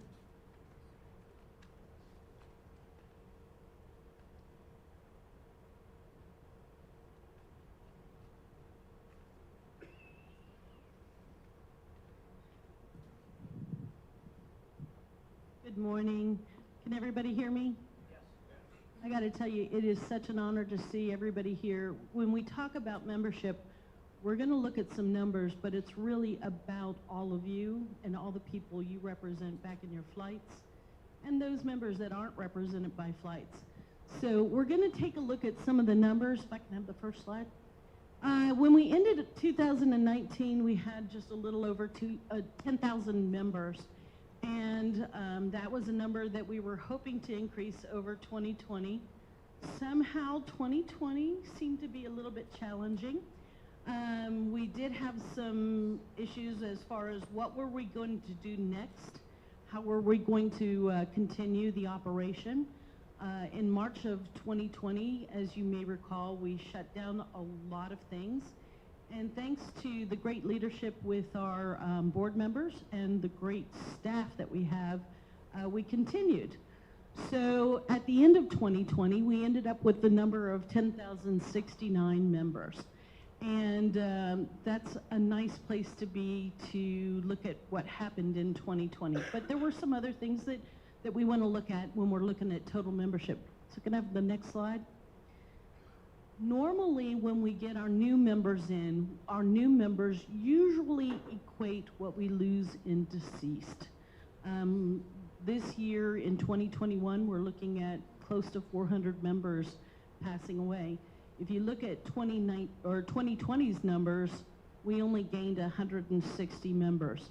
That number is not sustainable, so it's very important that we do something about our membership as far as increasing that. Can I have the next slide, please? So some of the opportunities that we have are to increase our numbers through the new criteria. The aviators that are air battle managers and combat system operators and navigators, those are all areas that we can find new members. And as you can see over the last few years, the trends have been pretty consistent, but they are not large numbers. So we encourage you to shake the hands of somebody that isn't a pilot but is serving as an aviator and invite them to come to what we have as meetings. The heritage is important. The legacy of what we do as an organization is important. And the inspiration for our students is really important too. So when they join something that's not just a handshake. It's an organization that does a lot of good. Can I have the next slide, please? Just a little bit of facts about the membership. A lot of you go to flight meetings and you see some of your members in your flights aging year after year. I can happily report that our membership is actually getting younger. And part of that is because we're bringing in newer, younger members. There is the factor that some of our older members have flown west.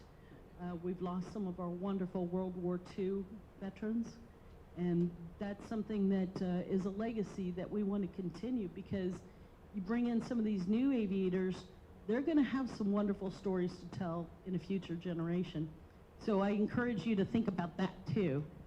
And it does show some small details. About 60% of our membership is life membership. The other 40% or so are dues-paying members, and those are ones that we can see dwindling as far as paying their dues. So if you're a flight leader, I encourage you to also talk to your flights about keeping up with their national dues so that we can continue all these programs that we're doing so well on. So the other challenge is also the male and female ratio. I think there's probably more than 233 female pilots in the world. So if you see a female pilot, they're also eligible. Something to keep in mind there too. I think we have only one female pilot. Kathy, you're here right now. And I know you're part of Women in Aviation. So those are people that would be great members for the Daedalians as well. So now we get to the big question. How do we get new members? What do we do? Because it's something important that we need to try a new path on.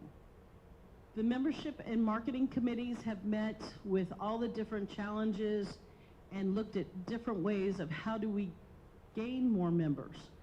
And one of the ways we've decided is to look at using a professional marketing team.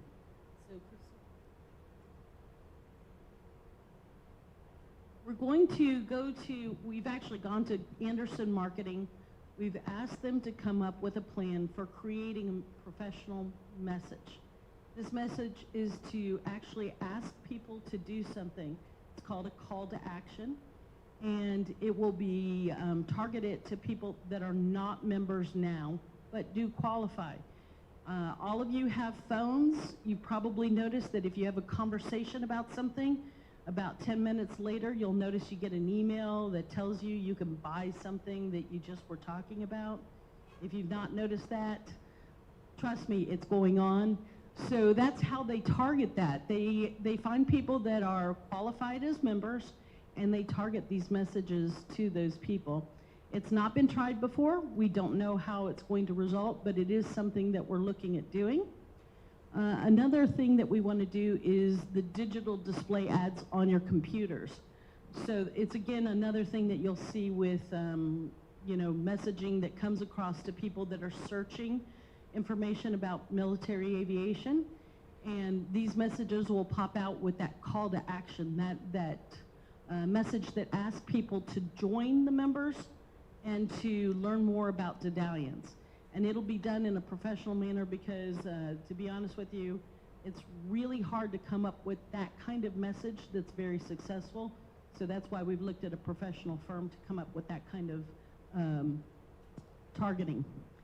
And then another thing is the social media. We all have some kind of connection in social media, whether it's using our Facebook accounts, maybe we just text, maybe we actually just call people, but we have social connections with other people. In this case, we're going to try to use LinkedIn to target some people that are qualified and see if we can share some of the message of the good news of things that we do. Next slide. Phone bank. So this is something that I never talked about with the flights, but Flight 102 in Atlanta, Bill Ryle, who is actually not here today, but did get part of the Citation of Honor, he is actually doing this. He has 55 members that have fallen off the ranks, and he has decided to call each one of them and ask them why they're not members, or what he can do to get them to come back into the organization. And we want to do this on a national level. We're looking at doing something like this in the fall, getting some volunteers to just call some people that have been members but have fallen off of the dues and the rolls and are no longer current. So that's one way to try to gain some of our membership back from people that have been members, but it's also a way of finding out why maybe people aren't active with the membership. And again, we also know that 2020 was a very unusual year. And then finally, New Member November. This was something started a couple of years ago. We didn't really push it in 2020 for obvious reasons, but in 2021, we're going to supply any flights with any kind of marketing efforts you want to talk about how you can gain more members into your flight. We'll supply you with any of the marketing needs you need, and then we're going to also do some messages online during that New Member November. So hopefully we'll get some people that are interested in the organization and interested in all the good programs that you've been seeing, and then talk about it to their friends and try a meeting out and see what happens. Finally, what I want to say about membership is that it's, like I said at the beginning, not about the numbers, it's about the connections. It's about what we do for the future of military aviation. It's about helping the students. It's about honoring those that are serving right now. And those are a lot of things to be proud about, and I'm very, very honored to be here with all of you. So I just want to thank you for everything that you do to help the membership and to help with our marketing efforts. Thank you.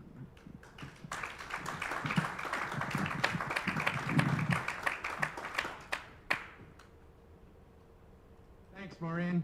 All right, what remains is for Chad and Jerry to give some concluding remarks, and then we will have the annual salute to those who flew west in the previous full year, which would be 2020. And we'll also have a Q&A session. Did I mention that? Anyway, but first, you've earned a short break, but please do make it a short break. Thanks.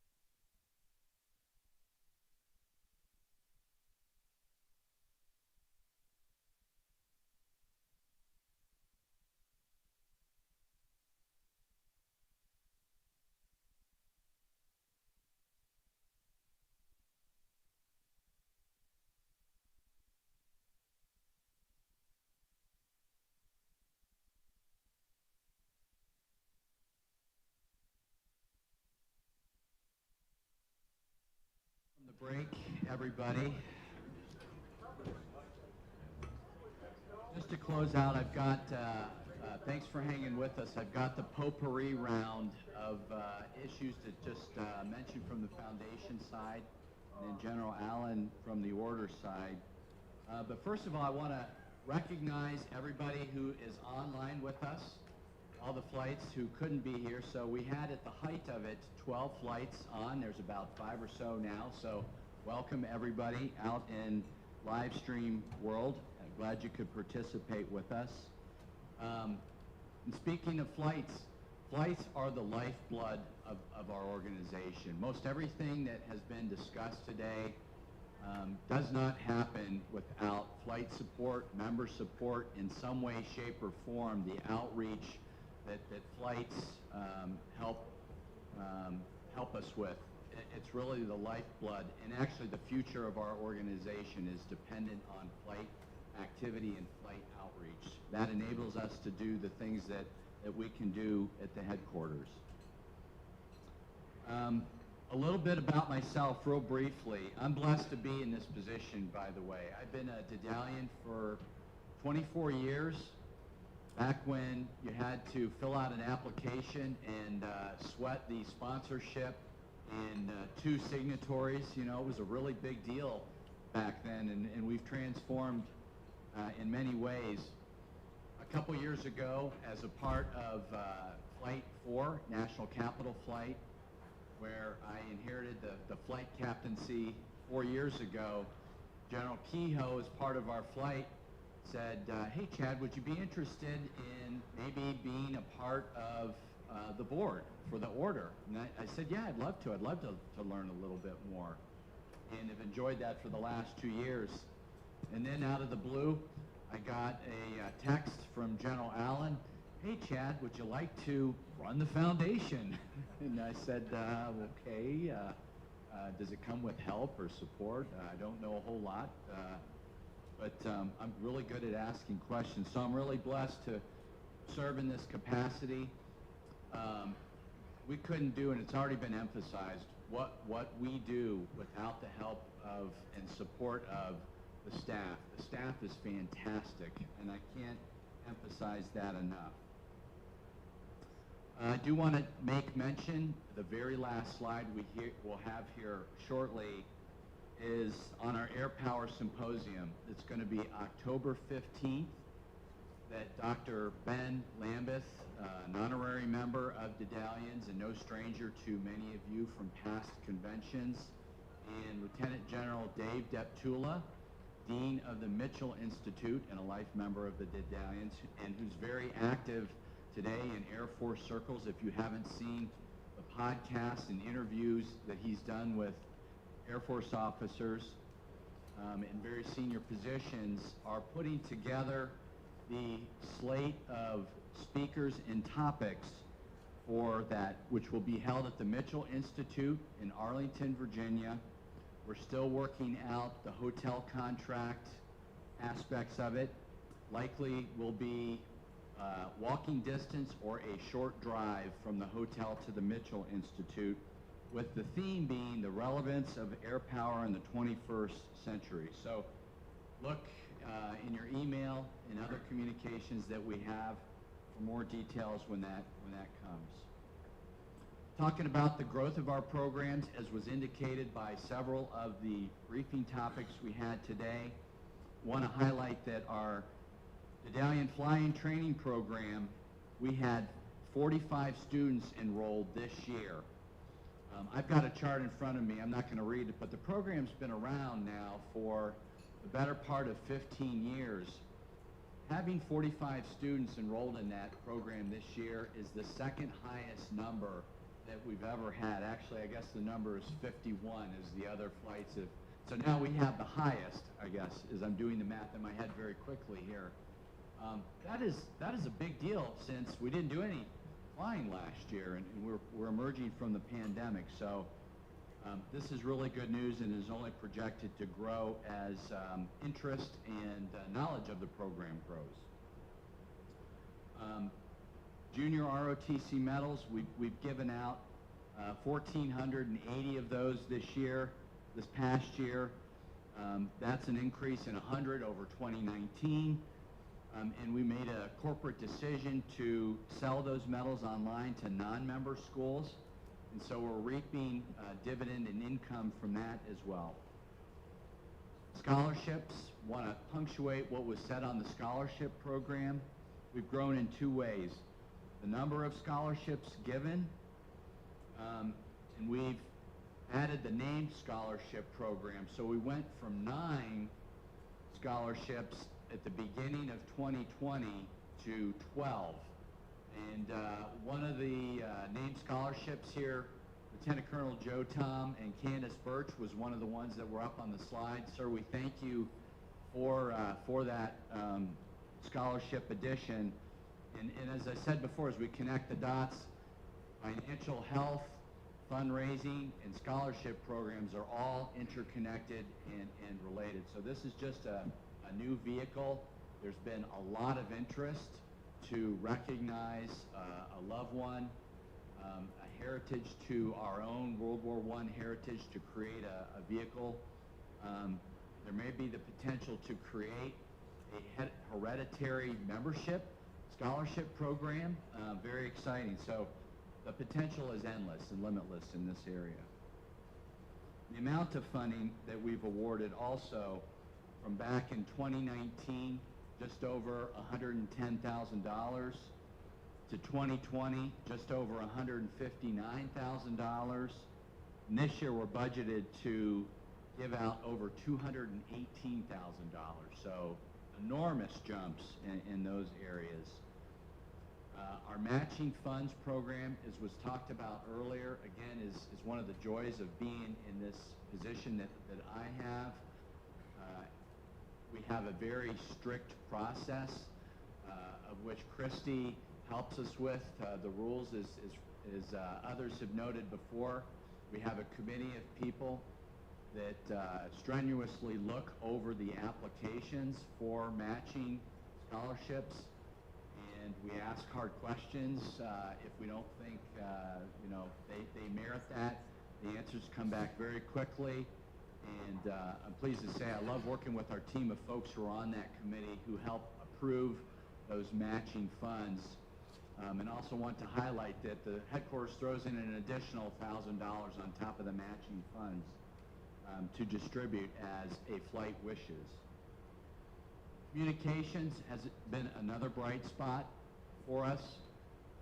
You may have noticed when you got your previous Daedalus flyer, not the current issue, the previous one was the largest one we've ever produced, 78 pages long, lots of great content, lots of great articles, the steadily increasing advertising that follows the ethics of our order that Maureen mentioned. And we're moving to a themed quarterly issue from the way we've done it in the past. And Aaron Fowl, who has just left us, has handed the reins over to Taylor Watson. We have a very engaged and eclectic group of individuals on our communications committee who bring a lot of energy and ideas. It's fun to watch how we have some of these brainstorming sessions. They've all been virtual that I've been a part of, but it's fantastic. Mentioned earlier was our social media presence. Facebook, I shared a story on. We're very active there. LinkedIn is also one of the vehicles we have. We have a very strong presence on Instagram. And if you've never heard of it or don't know how to spell it, that's okay. It's primarily pictures-based, so it should be really good for aviators who love pictures. And we're also on Twitter. And I'm a social media person, as I mentioned before. If you're on social media, one of the things that you want to see on these kinds of platforms is a consistency of messaging, which we now have that we didn't have before, getting our message out, being present, and marketing ourselves in what we do and all the good work that we do. So it's very exciting to watch. I can barely keep up with it. So if I can barely keep up with it, I know these guys are very busy talking about the lineage and history of our order, and I learn a lot actually too. That coupled with our Air Power blog and the other communications that go out there, that really drew a lot of us in as members in the first place, is very encouraging to see. Our flights get support from the foundation. We're offering coins and certificates and other type of things like memberships to both the top graduate for aviation school, as well as top graduate awards for flight schools. Frank mentioned also the Big Give Champions and noted that I was going to talk a little bit about that. The Big Give Champions is a way for your flights to earn money. If you have a person within your flight who can be signed up as a flight champion, 5% of the donations raised through your flight will go back to your flight as a flight rebate. Much like all of the points that you earn during the year when you submit your quarterly reports, your presence in being here today represent a flight.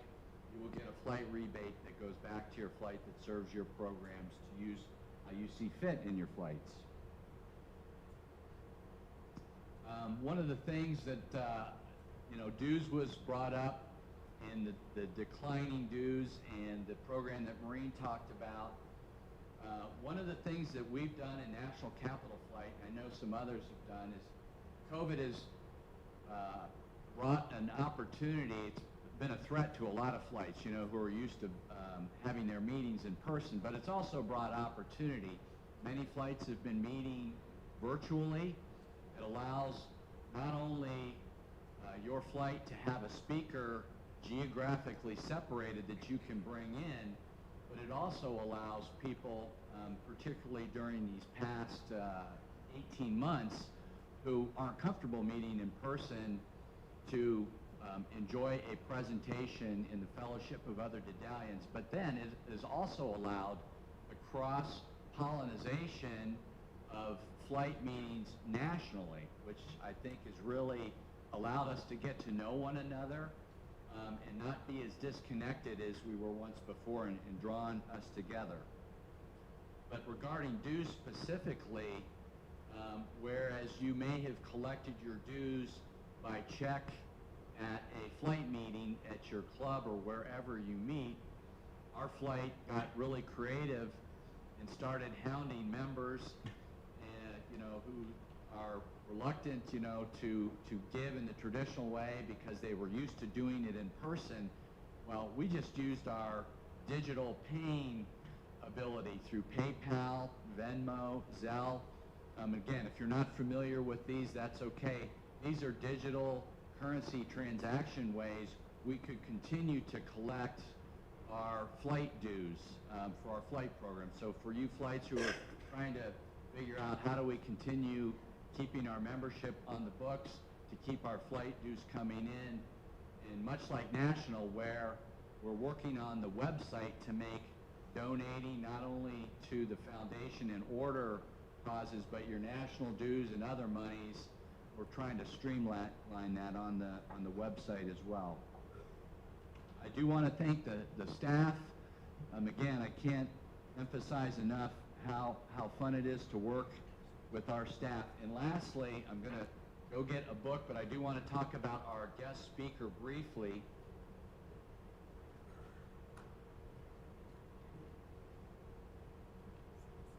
For lunch today, we're going to have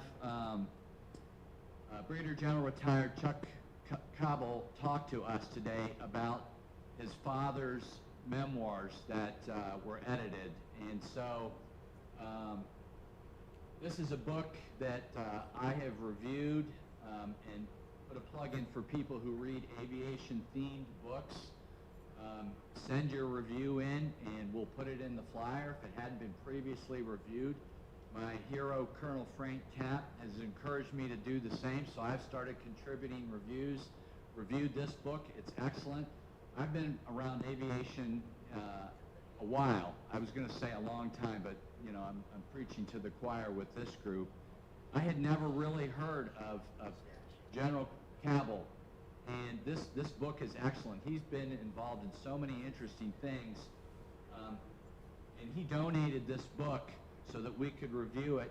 He has signed it to the Daedalians. We're going to gift this to the Daedalian Library. However, he does have books for sale back here for $50. He's donating all the proceeds of the books to the Order of Daedalians, not keeping any of it for himself. So I encourage you, it's an excellent book. We're donating this one. And with that, I'm going to hand the podium back over to our Commander, General Allen. Thank you very much.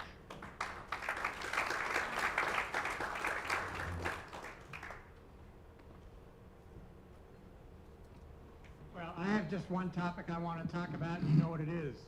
Our task for the coming year and the year after that is to grow the membership. Why? So that we can carry on the mission in an even better fashion than you've heard described today. And you've heard a lot of great things today. But we want to keep doing the job as well or better than we are doing it. To do that, we have to maintain our membership. We'd like to grow our membership. One of you mentioned to me this morning that the way to grow the membership is in member to potential member conversations, interactions, invitations to meetings. And I would like to ask you flight captains to emphasize that to your members. Then all of you to take it on as a personal mission to please invite more people to join our organization so that we can do what? Advocate for air and space power, honor those who flew and fly, and inspire tomorrow's military aviators. So the next thing we're going to do is take questions. And I have the first question. Tim Voss, would you tell us what you're doing as our historian, please? It didn't sound planted, did it? Not at all. Thank you, General Allen.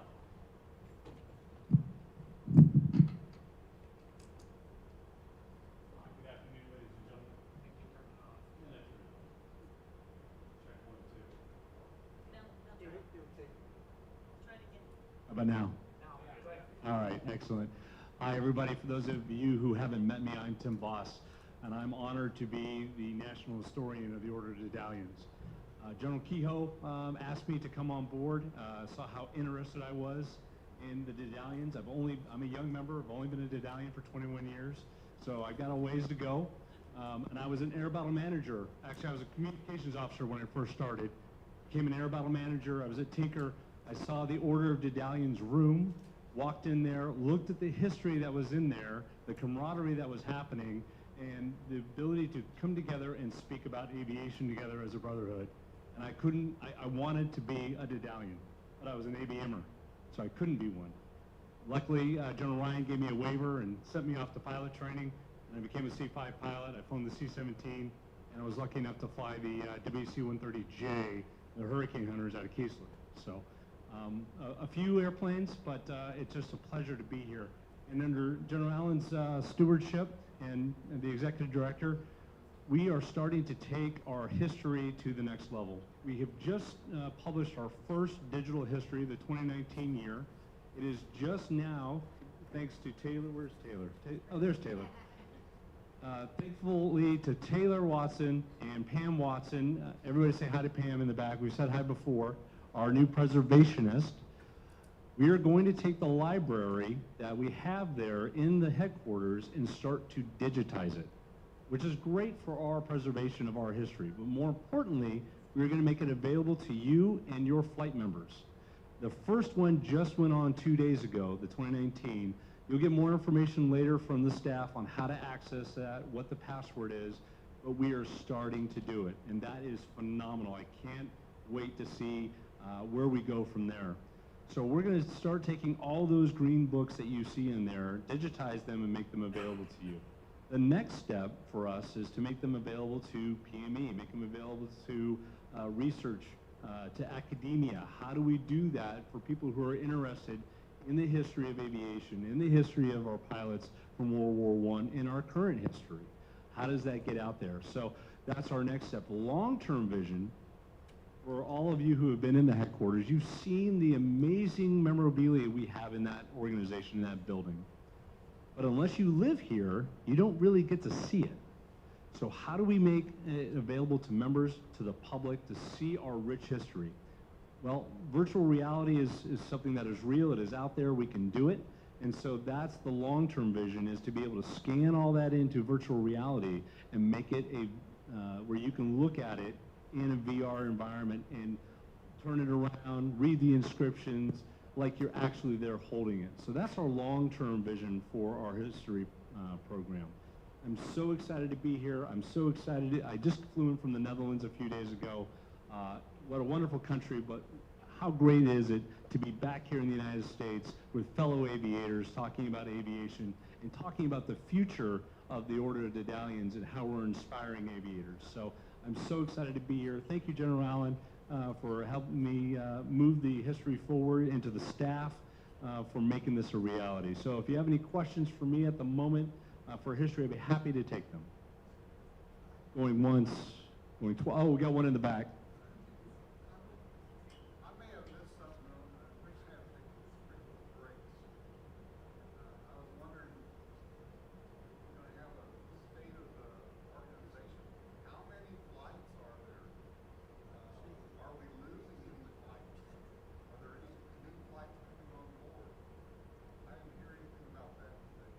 So the question was, are we having a state of the organization update? How many flights do we have? Are we losing flights? Are we gaining flights?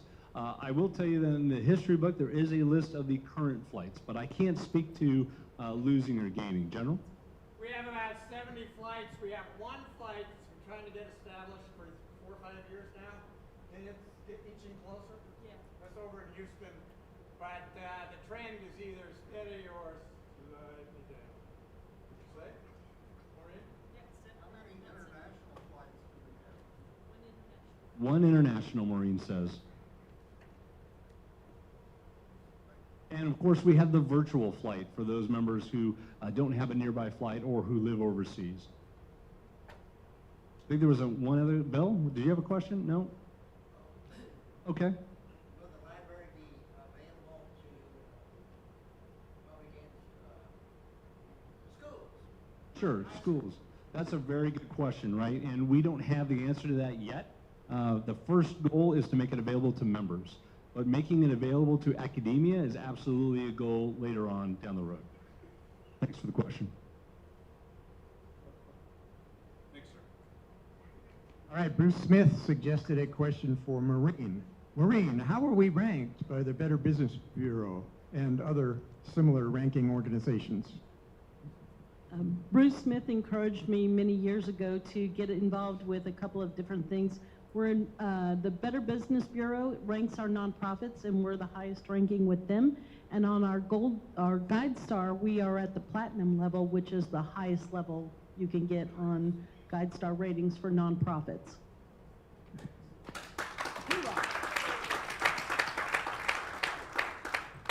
Do we have any other questions?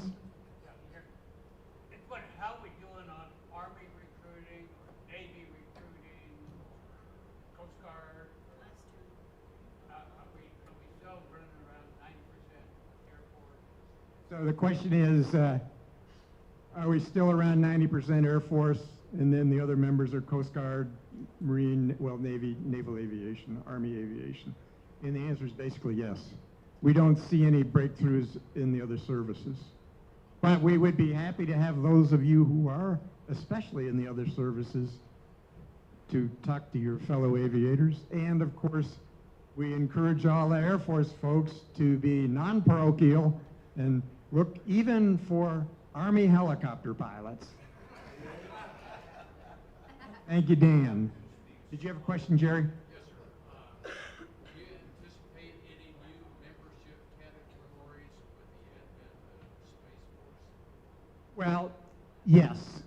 Someday something will happen with Space Force, but it's not clear what it'll be. I mean, will it be operators, people who operate spacecraft? Who knows what it'll be. We're working hard to establish an award for the Space Force, but that is progressing slowly also, because we're primarily trying to have Space Force tell us who they would like us to honor, but it, you know, Space Force is working hard to get established.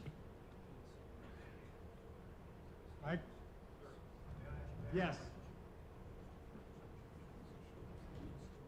I spoke with Chad just a minute ago in kind of a segue to this social media thing. It's not really a question, it's a comment. If you were to pick your smartphones up right now, put the search bar in and go Shangri-La, our flight's going to come up with the photos. I'll give you a little bit of the bad news that happened in Pensacola. Everybody remembers the December shooting at Pensacola. Shut the base down. COVID comes up, shut the base down. What shut down after that? The National Flight Academy at the museum. We have a shared mission with the Flight Academy. We have a Daedalian room and a Daedalian lounge. Those high school kids come through that Flight Academy and they see that Daedalian thing. They know that's the next level. It's perfect. The chairman and CEO of the Museum Foundation right now is a Daedalian in our flight. Where this social media thing came in is when we have every DFT solo come in, we take photos and we post them that day on our Facebook page. The best thing about it is, after these hits that come in, the likes from their high school classmates and so on, that 50, 60 of them, hey, I didn't know you were doing this, tell me more. The best part about it is, businessmen in Pensacola, plumbers, electricians, everybody else, the best note they can say, how can I help? Well, guess what? Mike Denkler's going to call you. And we're going to talk about this a little bit. That's this machine. The best part of this is this young lady's photo on Facebook landed in the office of the foundation. They saw it. We congratulated her at our meeting in April. At her table was the Admiral and her parents. She tells the Admiral, hey, I went to the National Flight Academy a few years ago. Boom. Wonderful.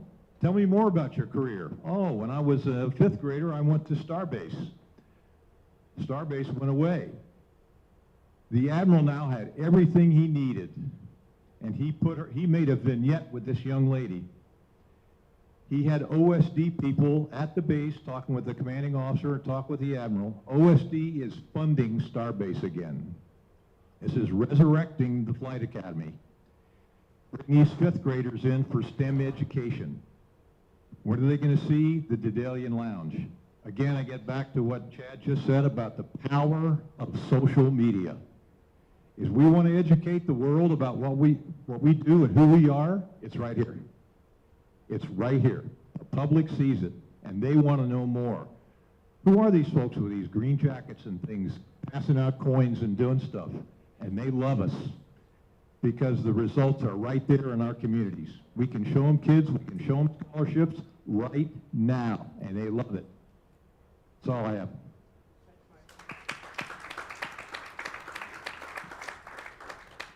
Are there other questions? I have a few. DFTS, the 75%, 65%, 50%. Exactly how is that working? Is one 75%, the second one is at 65%? No. Or is it across the board? If you have one student, we reimburse 75% of the flight school cost. If you have 2 students, we reimburse 65% of your flight school costs for the 2 students. If you have 3 students, we reimburse 50% of your flight school costs for the 3 students. Okay. And contacting, who do we contact for mentoring? Mike Buck.